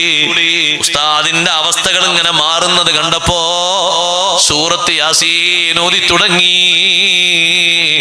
ആ യാസീൻ സൂറത്ത് പകുതിയാകുന്ന നേരത്ത് ഇമാം അവർകൾ അങ്ങ് വിടവാങ്ങി. സൂറത്ത് യാസീൻ ഓതി കേട്ടിട്ട് മരിക്കാനുള്ള ഭാഗ്യം കിട്ടിയാൽ സ്വർഗം കണ്ടേ അവൻ മരിക്കൂ എന്ന് മുഹമ്മദുർ റസൂലുള്ളാഹി സ്വല്ലല്ലാഹു അലൈഹി വസല്ലം തങ്ങൾ യാസീനിന്റെ മഹത്വം പഠിപ്പിച്ച ഹദീസിലുണ്ട്. അതൊരു ചെറുതല്ലല്ലോ. ആ നേരത്തതൊന്ന് ഓതി കേട്ടാൽ ഖുർആനിന്റെ ഖൽബാകുന്ന യാസീന് കേൾക്കുമ്പോഴേക്ക് മുഅ്മിനായ മനുഷ്യന്റെ ഖൽബിന് നല്ല ധൈര്യം ലഭിക്കുന്നു, നല്ല ഉണർവ് ലഭിക്കുന്നു, കലിമ ചൊല്ലാനുള്ള സന്തോഷം ലഭിക്കുന്നു, ഈമാനികമായ എല്ലാവിധ സന്തോഷങ്ങളും ലഭിക്കുന്നു. അതിനാണ് ആ നേരത്തൊരു യാസീൻ സൂറത്ത് സുന്നത്താക്കിയത്. അത് ഖുർആനിന്റെ ഖൽബാണ്. മുഅ്മിന്റെ ഖൽബിനോട് അതിന് വലിയ ടച്ച് ഉണ്ട്. അവന്റെ ഖൽബ് ഏറ്റവും ക്ഷീണിക്കുന്ന ഒരു നേരമാണ് വിട പറയുന്ന നേരം. ആ ഖൽബ് ക്ഷീണിച്ചുകൂടാ. മുഅ്മിനായ മനുഷ്യന്റെ ഖൽബ് നല്ല പൂർവ്വസ്ഥിതിയിൽ ഹിമ്മത്തോടെ ഊർജ്ജസ്വലതയോടെ മുന്നോട്ട് ഇങ്ങനെ നിൽക്കുമ്പോ സുബ്ഹാനല്ലാഹ്, യാസീൻ അങ്ങ് കേൾക്കുമ്പോഴേക്ക് ഖൽബ് ഉണരുന്നു, പിന്നെ സജീവമാകുന്നു, പിന്നെ നല്ല സന്തോഷത്തോടെ കലിമ ചൊല്ലുന്നു, റാഹത്തോടെ പിരിയുന്നു. യാസീന് അങ്ങനത്തെ ആൾക്കാരെടുത്ത് ഓതൽ സുന്നത്താണ് നമ്മളെ പഠിപ്പിച്ചത് ഇമാം ഷാഫി റളിയല്ലാഹു അൻഹു. അത് പഠിപ്പിച്ചു എന്ന് മാത്രല്ല, അത് അനുഭവിച്ചുകൊണ്ടാണ് വഫാത്തായത്. പഠിപ്പിക്കാനൊക്കെ സുഖാണ്, സുന്നത്തൊക്കെ മനസ്സിലാക്കാൻ സുഖ, പക്ഷെ അത് അനുഭവത്തിലൂടെ കിട്ടുക എന്ന് പറയുമ്പോ അത് വല്ലാത്തൊരു സന്തോഷം. ആ പരിശുദ്ധ ഖുർആൻ, അതിന്റെ ഖത്മ്, നമ്മൾ ഖുർആനുമായി നല്ല ബന്ധമുണ്ടെങ്കിൽ നമ്മുടെ മനസ്സ് തെറ്റിപ്പോകൂല. അനാവശ്യ സംസ്കാരങ്ങൾ മനസ്സിൽ കൂട്ടം കൂടി നിൽക്കൂല. ഏത് സൗന്ദര്യമുള്ള പെണ്ണിന്റെ ചിത്രവും ചെറുപ്പക്കാരെ മനസ്സിൽ കൂടൂല. ഏത് താരങ്ങളുടെ ചിത്രവും ഉമ്മമാരെ മനസ്സിൽ സ്ഥാനം പിടിക്കൂല. ഖുർആൻ ഖുർആനുമായി നല്ല അഭേദ്യ ബന്ധമുള്ള ഹൃദയമാണോ, ശരീരമാണോ, ആ ശരീരത്തിന് അല്ലാഹു നൽകുന്ന ഓജസ്സും തേജസ്സും ചെറുതല്ല, വളരെ വലുതാണ്. മനുഷ്യന്മാരെ ആയുസ്സിൽ ഏറ്റവും മോശപ്പെട്ട ആയുസല്ലേ അർദലുൽ ഉംർ. ഹബീബ് സല്ലല്ലാഹു അലൈഹി വസല്ലം തങ്ങൾ പോലും കാവൽ ചോദിച്ചൊരു സമയമാണത്. വഅഊദു ബിക മിൻ അൻ ഉറദ്ദ ഇലാ അർദലിൽ ഉംരി. അല്ലാഹുവേ, സ്വന്തം മക്കളെ പോലും കുടുംബത്തെ പോലും ഭാര്യയെ പോലും തിരിച്ചറിയാത്തൊരവസ്ഥ കിടന്നിട്ട് അയാള് ശരീരത്തിന്റെ വസ്ത്രങ്ങളൊക്കെ മാറ്റി നിന്നിട്ട് നേർക്ക് നേരെ ഡയറക്റ്റായി മൂത്രമൊഴിക്കുന്നു. മുന്നിൽ വന്നു നിൽക്കുന്ന ഭാര്യയോട് നീ ആരാണ്, നിന്നെ പരിചയമില്ലല്ലോ എന്ന് പറയുന്നു. വരുന്നവരെ മുന്നിലേക്കൊക്കെ കാർക്കിച്ചു തുപ്പുന്നു.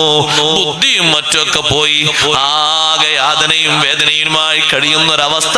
ആ അവസ്ഥ തരല്ലേ എന്ന് സയ്യിദുനാ റസൂലുള്ളാഹി സ്വല്ലല്ലാഹു അലൈഹി വസല്ലം നിങ്ങൾ കാവൽ ചോദിക്കുന്ന കൂട്ടത്തിൽ ഒരു വിഷയമാണത്. വഅഊദു ബിക മിൻ അൻ ഉറദ്ദ ഇലാ അർദലിൽ ഉംരി. അല്ലാഹുവേ, അത്തരത്തിലൊരു തരം താഴ്ന്ന അവസ്ഥ തരല്ലേ എന്ന് തങ്ങൾ കാവൽ ചോദിക്കാറുണ്ട്. ഇക്രിമ റളിയല്ലാഹു അൻഹു പറയുന്നു, ഖുർആനുമായി അഭേദ്യ ബന്ധമുള്ള മനുഷ്യനാണോ അയാൾക്ക് അത്തരത്തിലൊരവസ്ഥ വരില്ല. എന്നും ഖുർആനുമായി ബന്ധമുള്ള, അത് നോക്കുന്ന, കേൾക്കുന്ന, ഓതുന്ന ശരീരമാണോ ആ ശരീരത്തിന് അത്തരത്തിലൊരു നരകിക്കുന്ന അവസ്ഥ വരില്ല എന്ന് പണ്ഡിതനായ ഖുർആൻ മുഫസ്സിറുകളിൽ വലിയ സ്ഥാനമുള്ള ഇക്രിമ റളിയല്ലാഹു അൻഹു പറയുന്നു. ഉമ്മമാരോട് ഞാൻ പ്രത്യേകം പറയട്ടെ, മാസത്തിൽ 5 ദിവസം അല്ലെങ്കിൽ 6 ദിവസം 7 ദിവസം പ്രസവം കഴിഞ്ഞാൽ ഒരു 25-30 ദിവസം അല്ലെങ്കിൽ 40 ദിവസം നിങ്ങൾ അങ്ങനെ ഖുർആൻ ഓതാൻ പറ്റാത്തൊരു സാഹചര്യത്തിലാണോ, നന്നായി ഖുർആൻ കേട്ടോ, മറിച്ചു വെച്ച ഖുർആനിലേക്ക് നോക്കിക്കോ. ഒരു ദിവസം 1/2 മണിക്കൂർ നിങ്ങളൊന്ന് ഖുർആൻ നോക്കി ഓതുന്നുണ്ടെങ്കിൽ ആ 1/2 മണിക്കൂർ നോക്കിയിരുന്നോളൂ. ഇമാം നബി റളിയല്ലാഹു അൻഹു പറഞ്ഞു, എന്നിട്ട് മനസ്സിലൂടെ ഖുർആൻ അങ്ങ് നടത്തിക്കോട്ടെ. മിൻ ഗൈരി തലഫുളിൻ ബിലിസാനിഹാ. നാവ് കൊണ്ട് മൊഴിയാൻ പാടില്ലല്ലോ, മനസ്സിലൂടെ അങ്ങ് നടത്തിക്കോട്ടെ. എന്നാലും ബന്ധം വിടാൻ പാടില്ല. ഏറ്റവും വലിയ ബഹുമാനം ബന്ധമാണ്. സ്വഹാബത്തിന് വെറുപ്പുള്ള ഒരു സംഗതി കണ്ടോ? ഇമാം നബി തങ്ങൾ പറയുന്നു, കാനൂ യക്റഹൂന അൻ യഖ്റുജ യൗമുൻ ലം യുൻദർ ഫിൽ മുസ്ഹഫി. എന്റെ ശബ്ദം ശ്രവിക്കുന്ന സർവ്വ സുഹൃത്തുക്കളോടും പറയട്ടെ, ഒരു ദിവസം എന്തെങ്കിലും ഒരു അവധി കാരണം പത്രം വരാതിരുന്നാൽ നമുക്കൊരു വിഷമമാണ്. ഇപ്പോഴാണെങ്കിലോ പത്രമില്ലാതെ തന്നെ വാർത്ത അറിയാൻ ഇഷ്ടം പോലെ സൗകര്യം സംവിധാനമുണ്ട്. എന്നാലും ഒരു പത്രം വായിക്കുന്ന ഒരു സുഖമാണ്, കേടൊന്നുമല്ല. അതേ സമയത്ത് സ്വഹാബത്തിന് ഏറ്റവും വെറുപ്പുള്ള വിഷയം എന്താണെന്നറിയോ? മുസ്ഹഫിൽ നോക്കാത്ത ഒരു ദിവസം കാനൂ യക്റഹൂൻ, അവർ വെറുപ്പോടെ കണ്ടിരുന്നു.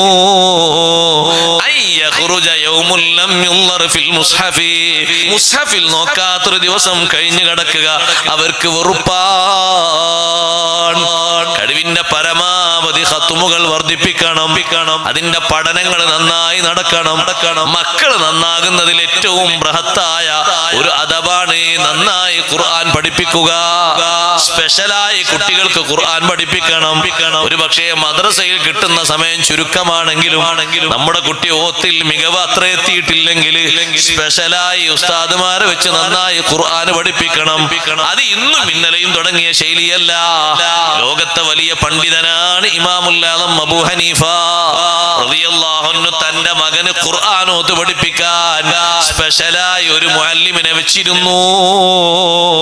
വീട്ടിൽ വന്നിട്ട് ഒരു തെറ്റുമില്ലാതെ കുട്ടി ഫാത്തിഹ അങ്ങ് പൂർണ്ണമായി ഓതിയപ്പോ കുട്ടിയോട് പറഞ്ഞു, മോനെ പോയി ഉസ്താദിനെ കൂട്ടിക്കൊണ്ടുവാ. ഉസ്താദിന് നല്ലൊരു പാരിതോഷികം, ഒരു പ്രസന്റേഷൻ കൊടുക്കാനാണ് ഉസ്താദിനെ വിളിച്ചുകൊണ്ടാണ്. കൂലി ശമ്പളം കൊടുക്കാനല്ല, അത് വേറെ. ഇപ്പൊ ഫാത്തിഹ പൂർണ്ണമായിട്ട് തെറ്റില്ലാതെ കുട്ടിയോടൊന്ന് ഓതിരേ, അതിന് എത്ര പറഞ്ഞറിയിക്കാൻ കഴിയില്ല സന്തോഷം. കാരണം ജീവിതത്തിൽ മൊത്തം ലാസ്റ്റ് വരെ നിർബന്ധമായി ഓതേണ്ട സൂറത്തല്ലേ ഫാത്തിഹ. അത് തെറ്റില്ലാതെ കുട്ടി ഇവിടെ വന്ന് ഓതിയപ്പോ ആ കുട്ടി മികവുള്ള നല്ല തികഞ്ഞ മോനായി. ഇനി ആ കുട്ടി ഒന്ന് മുന്നിൽ നിന്നാ ബാക്കിൽ നിന്ന് നിസ്കരിക്കാം. ബാക്കിൽ നിന്ന് നിസ്കരിക്കാൻ യോഗ്യമുള്ള ആളെ മുന്നിൽ ഇമാമായി നിൽക്കാൻ യോഗ്യതയുള്ള കുട്ടിയായി. തെറ്റില്ലാതെ ഫാത്തിഹ മോന് വന്ന് ഓതിയപ്പോ ഉസ്താദിനെ വിളിച്ചോണ്ടരാൻ പറഞ്ഞു. ഉസ്താദിനെ വിളിച്ചോണ്ടന്നപ്പോ ഉസ്താദിന് സമ്മാനമായി കൊടുക്കുന്ന 1000 ദിർഹമാണ്. ഇന്നല്ല, 1-ാം നൂറ്റാണ്ടിൽ ജീവിച്ച മഹാനാണ് ഇമാമുൽ ആദം അബൂ ഹനീഫത്തുൽ കൂഫി റളിയല്ലാഹു അൻഹു. 4 ഇമാമുകളിൽ 1-ാം നൂറ്റാണ്ടിൽ ജീവിച്ച ഒരേ ഒരു ഇമാം ഇമാമുൽ അബൂ ഹനീഫ തങ്ങളാണ്. ബാക്കിയൊക്കെ 2, 3, 4 2, 3 ബാക്കിയുള്ളവർ. ഷാഫി ഇമാം തങ്ങൾ 150 ജനിക്കുന്നത്. ഹിജ്റ 204 വഫാത്തായി. ഇമാമുൽ ആദം തങ്ങളെ കണ്ടിട്ടില്ല. ആ ഇമാമുൽ ആദം അബൂ ഹനീഫ റളിയല്ലാഹു അൻഹു ഉസ്താദിന് കൊടുത്ത പാരിതോഷികമാണ് 1000 ദിർഹം. ഇന്ന് എത്ര കൂട്ടണത്? അന്നത്തെ 1000 ദിർഹം ഇന്ന് എത്ര കൂട്ടണം സഹോദരങ്ങളെ? അന്നൊരു 1000 ദിർഹം ഉണ്ടെങ്കിൽ നിങ്ങൾക്ക് ഈ നിങ്ങളുടെ ഈ 3 ഒന്നായിട്ട് വാങ്ങാം. 10, 20, 30, 40 ഏക്കർ ഒന്നായിട്ട് വാങ്ങാം. എന്നാലും ബാക്കിയായിരിക്കും. അത്രയും വലിയൊരു സംഖ്യയാണ് കൊടുത്തത്. ഒന്നുമല്ല, മനസ്സിന്റെ ഒരു സന്തോഷം. മോന് വന്നിട്ട് ഖുർആൻ മക്കളെ നന്നായി പഠിപ്പിച്ചു. ഖുർആന് ഫുള്ളായിട്ട് ബാപ്പ ഉമ്മ കുട്ടികളെ അങ്ങോട്ട് പഠിപ്പിച്ചാലേ നാളെ കോടിക്കണക്കിന് ആൾക്കാരെ മുന്നിൽ നമുക്കൊരു സ്ഥാനവസ്ത്രം കിട്ടാണ്ട്. അള്ളാഹു തൗഫീഖ് തരട്ടെ. ഞാൻ ഏതായാലും ഫുള്ളായിട്ട് പഠിക്കാൻ എൻ്റെ കുട്ടികളെ, മക്കളെ, പേരക്കുട്ടികളെ നന്നായി ഖുർആനോത്ത് പഠിപ്പിക്കും. അവരതിൽ നല്ല അവരങ്ങനെ ഓതിരങ്ങനെ കേട്ടിട്ട് സന്തോഷം ഇങ്ങനെ കിട്ടിയിട്ട് ഇവിടുന്ന് അവർ ആ ഖുർആനുമായിട്ടുള്ള ടച്ചും കാര്യങ്ങളൊക്കെ മനസ്സിലാക്കി ആഖിറത്തിലെത്തുമ്പോ ഈ കുട്ടിയോട് ചോദിക്കുന്നു, വാപ്പയുടെ വാപ്പ അവിടെ ഉണ്ട്, വാപ്പാനെ കുട്ടിയുണ്ട്, ഉമ്മയുടെ കോടിക്കണക്കിന് ആൾക്കാരെ മുന്നിൽ അമ്പിയാക്കളാ സദസ്സിലുണ്ട്, ഔലിയാക്കളുണ്ട്, ശുഹദാക്കളുണ്ട്. അവരെ മുന്നിൽ വെച്ചൊരു കിരീടം തലക്ക് തരാനാ. ഇവിടെ നന്നായി മക്കൾക്ക് ഖുർആനോത്ത് പഠിപ്പിച്ചാൽ അൽബസല്ലാഹു വാലിദൈഹി താജൻ യൗമൽ ഖിയാമ. ബാപ്പക്കും ഉമ്മക്കും അല്ലാഹു നൽകുന്ന ആദരവ് സഹോദരങ്ങളെ നമ്മുടെ മലപ്പുറം ജില്ലയിലെ ആളുകൾ മാത്രമല്ല, ഇവിടെയുള്ള പൗരപ്രമുഖന്മാര് മാത്രമല്ല, പരിസരങ്ങളിൽ ഒരുപാട് ശുഹദാക്കൾ അന്തി ഉറങ്ങുന്നില്ലേ, ഔലിയാക്കളില്ലേ, സാദാത്തുക്കളില്ലേ, സൂഫി വര്യന്മാരില്ലേ, അവരൊക്കെ നേർക്കാഴ്ചക്ക് വേണ്ടി നിൽക്കുന്ന മഹ്ശറിൽ നമുക്കൊരു വലിയ സന്തോഷത്തിന് അല്ലാഹു തലയിൽ ചാർത്തി തരുന്നത് ഭൂമി ലോകത്ത് ഒരാളെ തലയിലും കിട്ടാത്ത കിരീടം സ്വർഗത്തിലെ കിരീടമാണ്. എന്റെ ആ സ്ഥാന ബഹുമാനത്തിന് കാരണം ഈ മനുഷ്യന്റെ മകനാണ് ആ നിൽക്കുന്നത്. ആ മകന് ഖുർആനോത്ത് നമ്പർ 1 ആയി ഓതാൻ പഠിച്ച ആളാണ്. ആ ആണ്, ആ പെണ്ണ് ഈ മനുഷ്യന്റെ കുട്ടിയാണ്, ഈ ഉമ്മാന്റെ മക്കളാണ്, ഈ ഉപ്പാന്റെ മക്കളാണ്. ഒന്ന് ആലോചിച്ച് നോക്കി. എല്ലാ ബിരുദവും, ബിരുദാനന്തര ബിരുദവും ഉണ്ട്, എല്ലാ ഭാഷ അതൊക്കെ നമ്മൾ പഠിക്കണം താല്പര്യപ്പെടുന്നവരാണ് പറയുന്നവർ. ഇതൊക്കെ അറിയും, പക്ഷെ ഖുർആൻ ഓതാൻ അറിയില്ല എന്നാണ് ഇത്ര വലിയ വീക്യത. അല്ല, ഒന്ന് ചിന്തിച്ചു നോക്കി. എല്ലാം ഉണ്ട്, ആൾക്കില്ലാത്തൊന്നുമില്ല. ഇത്ര അട്ടിക്കന സർട്ടിഫിക്കറ്റ് ഇഷ്ടം പോലെ ഉണ്ട്, പക്ഷെ എന്തറിയില്ല, ഖുർആൻ തെറ്റില്ലാതെ ഓതാൻ അറിയില്ല. ഇത്ര വലിയ കഴിവുകേടതാ സഹോദരങ്ങളെ. അപ്പൊ അല്ലാഹു തആല നമ്മളോട് ചോദിക്കൂലേ, ഈ ബുദ്ധിയൊക്കെ ഉപയോഗിച്ച് അതൊക്കെ പഠിക്കാൻ ഞാനല്ലേ തൗഫീഖ്? നീ എന്തെല്ലാം പഠിച്ചു? MBBS പഠിച്ചു, LLB പഠിച്ചു, ഡോക്ടറേറ്റ് ഒക്കെ നീ പഠിച്ചു, എനിക്ക് തൗഫീഖ്. എന്റെ ഖുർആൻ ഒന്ന് പഠിക്കാൻ അത്ര സാഹസം ഉണ്ടോ? ഇത്ര വർഷങ്ങൾ വേണം, ഇത്ര ചെലവ് വേണം, ഇത്ര ലക്ഷങ്ങൾ വേണം. എന്നിട്ട് ഖുർആൻ ഒന്ന് പഠിക്കാൻ നന്നായി പഠിപ്പിക്കണം. അപ്പോൾ മക്കൾ നന്നാകും, തീർച്ചയായിട്ടും നന്നാകും. ബഹുമാനപ്പെട്ട അമീറുൽ മുഅ്മിനീൻ ഉമർ ബിൻ ഖത്താബ് റളിയല്ലാഹു അൻഹുവിന്റെ അടുത്തേക്ക് ഒരു ബാപ്പ മകനെയും കൊണ്ടുവന്നു. എത്ര പറഞ്ഞിട്ട് അനുസരിക്കാത്ത മകൻ. അടി കിട്ടിയിട്ട് ആ മകന് ഈ കണക്കിൽ.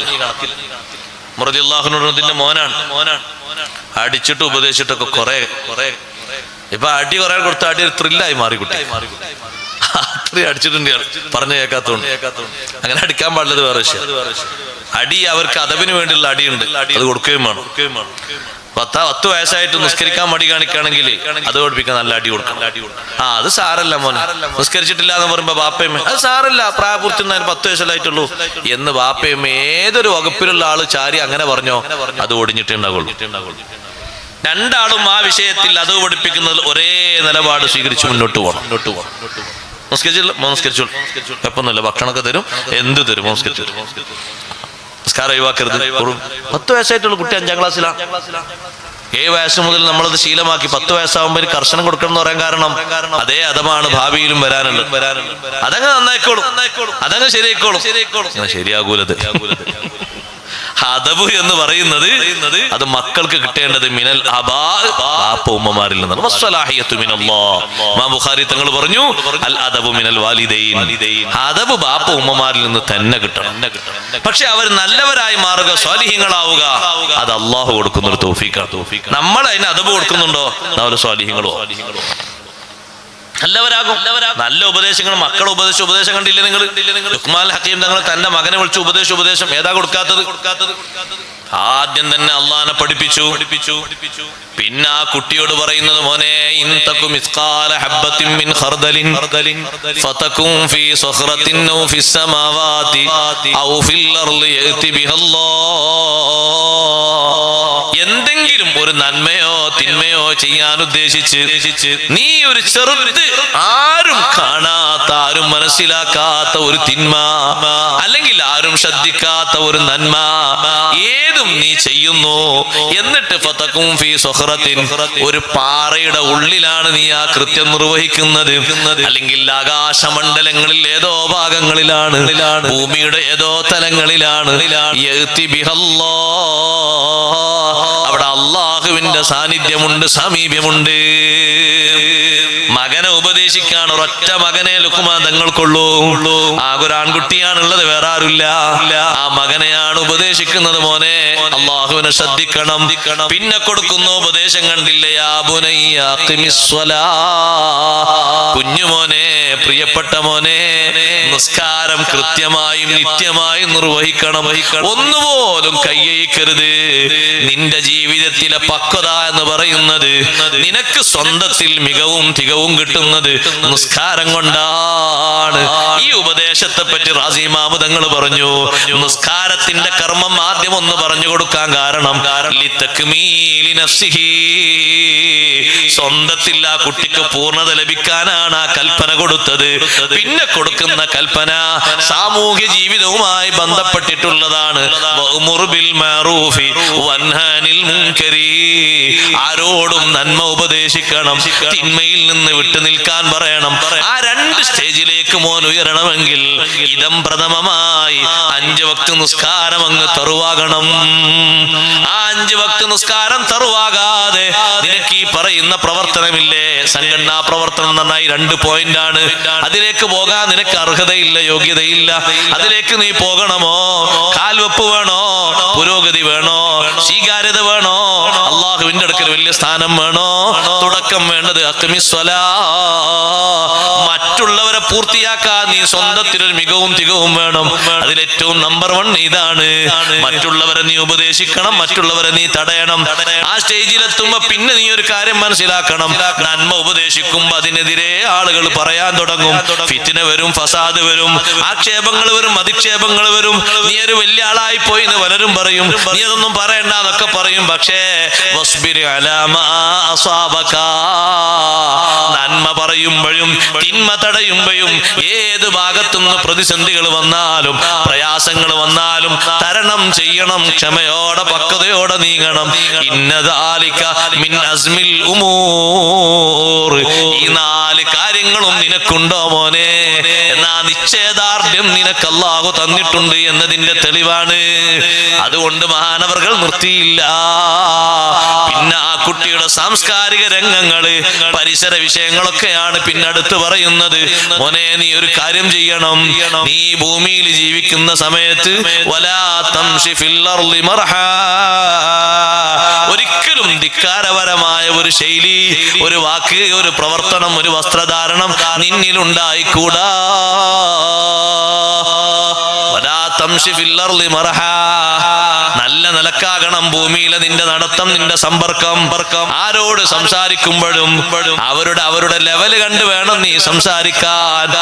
ആരുടെ കൂടെ നീ സാവസിച്ച് ജീവിക്കുമ്പോഴും ധിക്കാരപരമായ ഒരു സമീപനം ആർക്കും നിന്നിൽ നിന്ന് ബോധ്യപ്പെടരുത്. എന്താണ് ആ കുട്ടിന്റെ വർത്താനല്ലേ? ഓ, എന്ത് വർത്താനാണിത്? നീ നടക്കുമ്പോ മറ്റുള്ളവരും കൂടി നാട്ടിലുണ്ട് എന്ന് നീ ഒരു കരുതണം. എന്നിട്ട് നല്ല മിതത്വം പാലിക്കണം. ആ നിന്റെ നടത്തവും ശൈലിയും കണ്ടിട്ട് ആളുകൾക്ക് അറുപ്പും വെറുപ്പും ഉണ്ടാകരുത്. ഇപ്പൊ കണ്ടോ നിങ്ങൾ ചില ഭാഗത്തൊക്കെ ഇവിടെ ഒന്നും കാണാനില്ല, ഉണ്ടെങ്കിൽ നിങ്ങൾ ഉണർത്തി കൊടുത്താൽ മതി. 25 വയസ്സായി 2 കുട്ടികളുള്ള ആളും ഒരു നിക്കറിട്ട് നടക്കുകയാണ്. ഒരു നിക്കറിട്ടിട്ട് ബൈക്കുമലും അല്ലാതെ നാട്ടിലും വീട്ടിലൊക്കെ വളരെ മോശപ്പെട്ട അവസ്ഥ. ഇത്ര വലുപ്പമുള്ള കാലിന്റെ തൊടഭാഗത്ത് പകുതിയൊക്കെ കാണിച്ചുകൊണ്ട് ഇയാള് കളി ഗ്രൗണ്ടിൽ നിന്ന് വന്നൊന്നല്ല, അതന്നെയാണ് ശൈലി. അതേ വസ്ത്രം ഇട്ടിട്ടാണ് അയാൾ അങ്ങാടിയിലേക്ക് വന്ന് മനുഷ്യന്മാരൊക്കെ നല്ലോണം മറച്ചു നിൽക്കുമ്പോ ഈ ഒരു അരനിക്കറിട്ട് വന്നിരിക്കുന്നു. 2 കുട്ടികളെ വാപ്പയാണ് ഇയാള്. കളി ഗ്രൗണ്ടിൽ നിന്ന് വരുന്നല്ല. ചില വീട്ടിലൊക്കെ രാത്രി എങ്ങനെയാണ് വസ്ത്രം, കുട്ടികൾ ഇങ്ങനെ നോക്കുന്നു, എന്ത് ഇത് വാപ്പ ഇങ്ങനെ ഒരു നിക്കറിട്ട് മാത്രം അങ്ങനെ. അത് നമുക്ക് പറ്റിയ സംസ്കാരമല്ല, നമുക്ക് പറ്റിയ ശൈലിയല്ല. ഇസ്ലാമിന്റെ ശൈലി നല്ല സൗന്ദര്യമുള്ള ശൈലിയാണ്. അതിലൊരു മാറ്റവും വരുത്താൻ മഹാന്മാര് സമ്മതിച്ചിട്ടില്ല.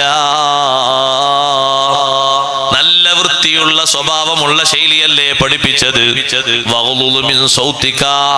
പല ഭാഗത്തും അപശബ്ദങ്ങൾ ഉണ്ടാക്കുന്ന ആളുകൾ ഉണ്ടാകും. നീ ആ കൂട്ടത്തിൽ ചേരരുത്.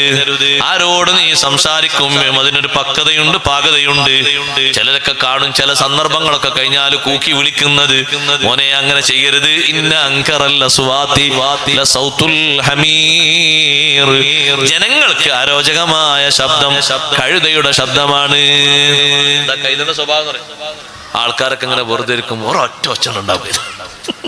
ഒരാവശ്യമില്ല, ഉറക്കുന്ന ഒച്ച ഉണ്ടാക്കും. എന്തെങ്കിലും കണ്ടിട്ടല്ല, കാണുമ്പോ രക്ഷണ്ടാവും. ആനൊക്കെ എന്തെങ്കിലും പേടിപ്പിക്കുന്ന കണ്ട ആന കൊക്ക എന്ന് പറയും ഞങ്ങളുടെ നാട്ടിലൊക്കെ. ആന പേടിച്ചിട്ട് ശബ്ദം ഉണ്ടാക്കണം. അപ്പൊ പേടിച്ച നമ്മളുണ്ടാക്കും ശബ്ദം.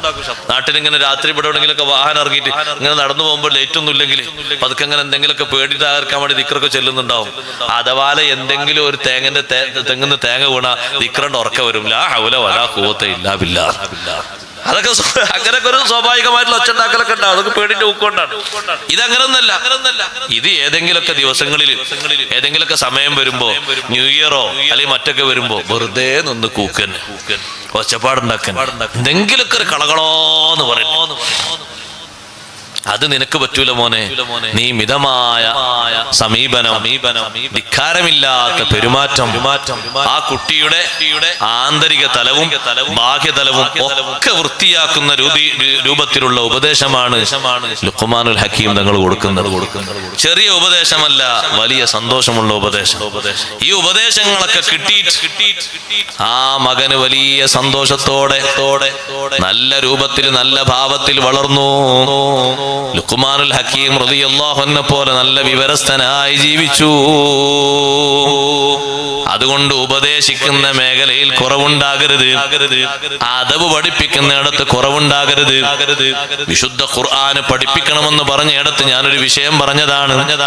ഉമർ ഇബ്നുൽ ഖത്താബ് റളിയല്ലാഹു അൻഹു സവിധത്തിലേക്ക് അനുസരണശീലമില്ലാത്ത മകനെ കൊണ്ടുവന്ന് കാര്യങ്ങൾ ധരിപ്പിക്കുമ്പോ ഉമർ റളിയല്ലാഹു അൻഹു കുട്ടിയോട് ചോദിക്കുന്നു, മോനെ ബാപ്പ പറയുന്നത് ശരിയാണോ?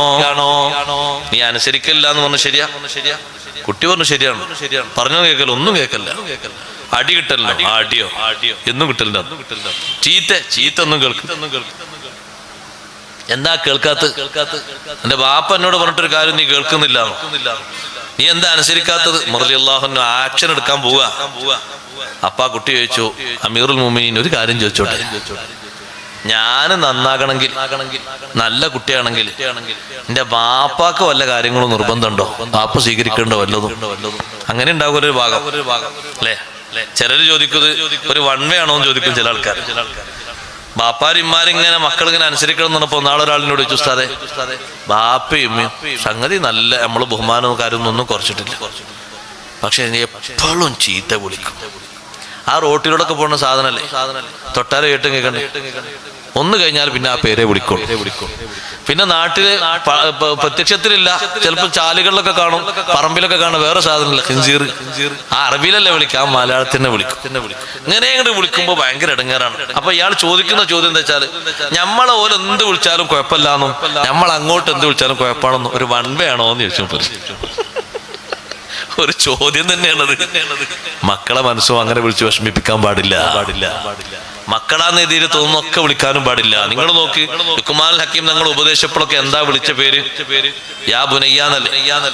പറഞ്ഞ് തീരെ കേൾക്കാത്ത ഒരു കുട്ടിയാണ് കൻആൻ, നൂഹ് നബി അലൈഹി സ്വലാമിന്റെ മോൻ. ആ കുട്ടിനോട് കപ്പൽ കയറാൻ വേണ്ടി വിളിക്കുമ്പോഴും എടാ ബടക്കൂസ് അങ്ങോട്ട് കയറിക്കോന്നല്ല പറഞ്ഞത്. യാ ബുനയ്യ ഇർകം മാനാ, കുഞ്ഞുമോനെ നമ്മളോടൊപ്പം കപ്പൽ കയറിക്കോ, അഥവാ വിശ്വാസം സ്വീകരിച്ചു വന്നോ. വലാ തകും മഅൽ കാഫിരീൻ, നിഷേധികളെ കൂട്ടത്തിൽ പോയി പെടണ്ട. ഏത് ഗൗരവമുള്ള വിഷയവും ഗൗരവം കുറഞ്ഞ വിഷയവും ഉപദേശങ്ങൾ കൊടുക്കുന്ന ഒരു തലക്കെട്ട് യാ ബുനയ്യ. യാക്കൂബ് നബി അലൈഹി സ്വലാം മക്കളെ വിളിച്ച് ഉപദേശിക്കുന്ന ഉപദേശത്തിലും കാണാം യാ ബനിയദ്ഹബൂ, എന്റെ മക്കളെ, പൊന്നു മക്കളെ, നിങ്ങളൊന്ന് പോയി തെരഞ്ഞു നോക്കി. യൂസുഫ് നബി എവിടെങ്കിലൊക്കെ ഉണ്ടാകും, യൂസുഫ് എവിടെങ്കിലൊക്കെ പോയി തെരഞ്ഞു നോക്കി. 40 കൊല്ലം ക്ഷമിച്ചു യാക്കൂബ് നബി അലൈഹി സ്വലാം. ആ കാലയളവിൽ ഈ മക്കളോട് എന്തെങ്കിലും അരുതാത്തതാ വാപ്പ പറഞ്ഞു? ഈ 10 മക്കളും കൂടി ചെയ്ത് ചെറിയ കാര്യം ആ ബാപ്പയുടെ മനസ്സിൽ എത്ര വിഷമം ഉണ്ടാക്കണ കാര്യം. ചിലര് പറയും ഞാൻ അവനോട് പുറത്താക്കി, ഞാനെ വേണ്ട, ഞാൻ പോയി ചത്തോട്ടെ എന്ന്. അതിന് മാർഗമൊന്നുമില്ല. നമ്മളെ മോനാണ് എന്നുള്ളവർക്ക് സംഭവിച്ച തെറ്റ് അംഗീകരിച്ചുകൊണ്ട് വിളിച്ച് തിരുത്തി ഉപദേശിച്ച് കൂടെ കൂട്ടി നല്ല സമീപനത്തോടെ വളർത്തലാണ് ബുദ്ധി. വലിയ തെറ്റാ സംഭവിച്ചത്, കടുങ്കയ്യാ സംഭവിച്ചത്, ഇത് വലിയ തെറ്റല്ലേ സംഭവിച്ചത്. പക്ഷെ എന്നിട്ട് വീട്ടിൽ നിന്ന് പുറത്താക്കിയോ?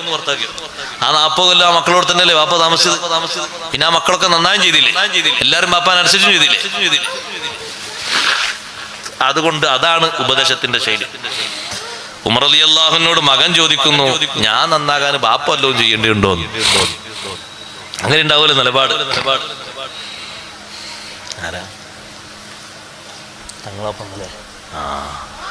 അൽഹംദുലില്ലാഹ് സുമ്മ അൽഹംദുലില്ലാഹ്. നമ്മുടെ സദസ്സിൽ സമാപന പ്രാർത്ഥന നിർവഹിക്കാനും നസീഹത്ത് നൽകാനൊക്കെയായി ബഹുമാനപ്പെട്ട സയ്യിദ് അവറുകളെത്തി. അല്ലാഹു തആല അവിടുത്തേക്ക് ആഫിയത്തുള്ള ദീർഘായുസ്സ് നൽകുമാറാകട്ടെ. നമ്മുടെ മുഴുവൻ സദാത്തുക്കൾ ഉലമാക്കൾക്ക് അല്ലാഹു ആഫിയത്തുള്ള ഹിമ്മത്തുള്ള ആയുസ് ഏറ്റി നൽകുമാറാകട്ടെ.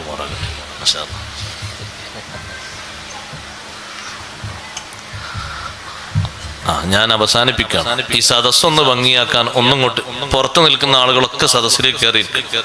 ഇനി കൂടുതൽ നീട്ടിക്കൊണ്ടു പോകുന്നില്ല. പറഞ്ഞു വെച്ച സംഭവം മാത്രം പറഞ്ഞ് അവസാനിപ്പിക്കട്ടെ.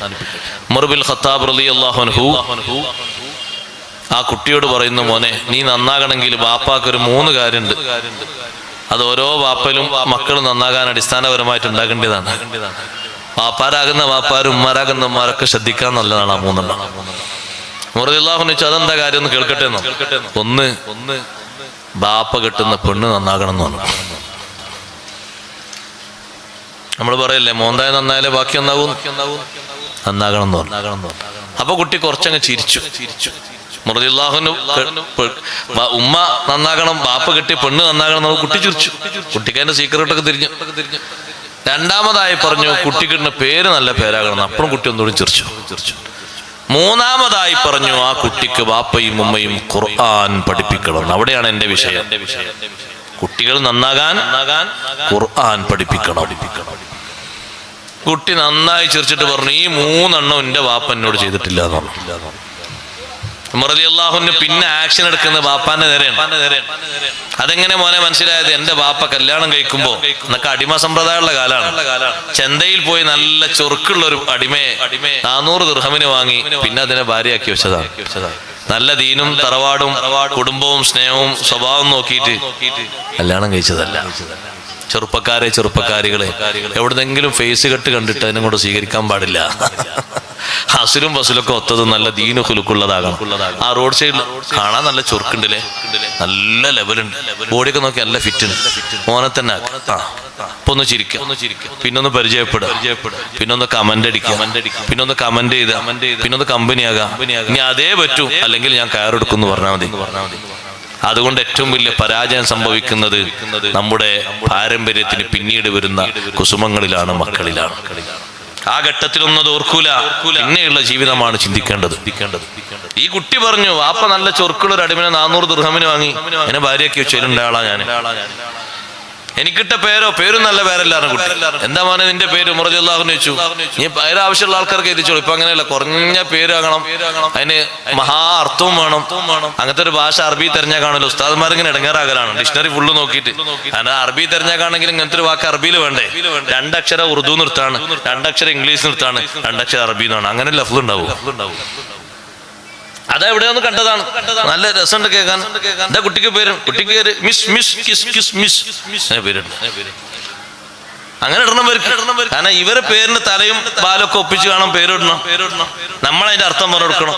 എന്താർത്ഥം പറയാനാ? അങ്ങനെ ലഫ്ള് ഉണ്ടെങ്കിലല്ല അർത്ഥം കിട്ടൽ. ഏതെങ്കിലും ഭാഷയിൽ വേണ്ടേ? ഈ കുട്ടിക്കിട്ട പേര് ജുഅൽ എന്നാണ്.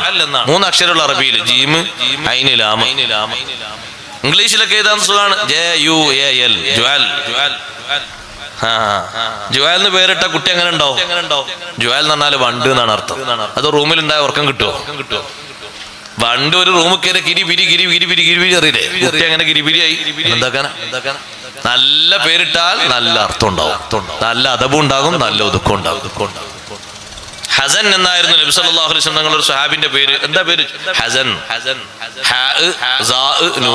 ഹസൻ എന്ന അർത്ഥം എന്താ? ടെൻഷൻ, ദുഃഖം. ആ പേര് മാറ്റി ഹസൻ എന്നാക്കി കൊടുത്തു. ഹസൻ നല്ല പേരല്ലേ? നല്ല അർത്ഥമുള്ള പേരല്ലേ? നല്ല ഭംഗിയുള്ള പേര്. നല്ല അർത്ഥവത്തായ മഹാന്മാരെ പേരും കിട്ടാൻ മതി. ആ പേരിൽ തന്നെ നല്ല അർത്ഥമുള്ള പേരുകൾ ഉണ്ടാവും. സ്വഹാബിമാരുടെ പേര് നോക്ക് നിങ്ങൾ. നബി സല്ലല്ലാഹു അലൈഹി വസല്ലം എത്ര പേരുണ്ട്? ഒരുപാട് പേരുകൾ. 3-മതായി കുട്ടി പറഞ്ഞു മാ അല്ലമനി ശൈഅൻ മിനൽ ഖുർആൻ. നമ്മുടെ മക്കളത് പറയരുത്. എന്റെ ബാപ്പ എനിക്ക് ഖുർആൻ ഒന്നും തന്നെ പഠിപ്പിച്ചിട്ടില്ല. കുറച്ചങ്ങോട്ടായപ്പോ ബാപ്പാന്റെ ജോലിക്ക് എന്നെയും കൂടെ കൊണ്ടുപോയി എന്നാണ് കുട്ടി. അതാ ബാപ്പ ചെയ്ത്. ഇനിയൊക്കെ അങ്ങനെ ജീവിച്ചാ മതി. നോക്ക് നിങ്ങൾ, നമ്മൾ ആ സങ്കടങ്ങളൊക്കെ കാണുന്നുണ്ട്. നമ്മുടെ നാട്ടില്, പുറം നാട്ടിൽ നിന്ന് വന്ന ബംഗാൾ, കൊൽക്കത്ത, കുറ്റം പറയില്ലട്ടോ, വന്ന ആൾക്കാരുണ്ട്. നല്ല നല്ല ചെറുപ്പക്കാർ ജോലി എടുക്കാർ. നിസ്കാരം, നമാസ് മാലും നെയ്യേ, റോസ മാലും നെയ്യേ, ഖുർആൻ കുച്ച് ബി നെയ്യേ ഒന്നും അറിയില്ല. പേര് വെച്ചോക്കാം, സലാഹുദ്ദീൻ അയ്യൂബി എന്ന് പറയും. നമ്മളെ കേട്ടാ റളിയല്ലാഹു അൻഹു എന്നല്ലോ. എന്താ വിഷയം എന്നറിയോ? ഇതാണ് അവിടുത്തെയും പോയിന്റ്. ഒന്ന് വളർന്ന് എന്തെങ്കിലും തൊഴിൽ പഠിപ്പിച്ച് അതേ അവസ്ഥയിലേക്ക് നമ്മളെ നാട് മടങ്ങുന്നു എന്നാ ഞാൻ പറയുന്നത്. അള്ളാഹു കാത്ത് രക്ഷിക്കട്ടെ. നമ്മൾ ആ ഒരു പുരോഗതിയും മാത്രമാകരുത് ചിന്ത. ഈ മേഖലകളിൽ അതൊക്കെ പഠിപ്പിച്ചിട്ടുള്ള ആ ഒരു ജീവിതവും ആ ഒരു കുടുംബമാണെങ്കിൽ കാലാകാലം അതിന്റെ ബർക്കത്ത്, ഇസ്ലാമിന്റെ ഇസ്സത്ത് നമ്മുടെ കുടുംബത്തിലായി താവഴിയിലായി നിലനിൽക്കും. അള്ളാഹു തൗഫീഖ് നൽകട്ടെ.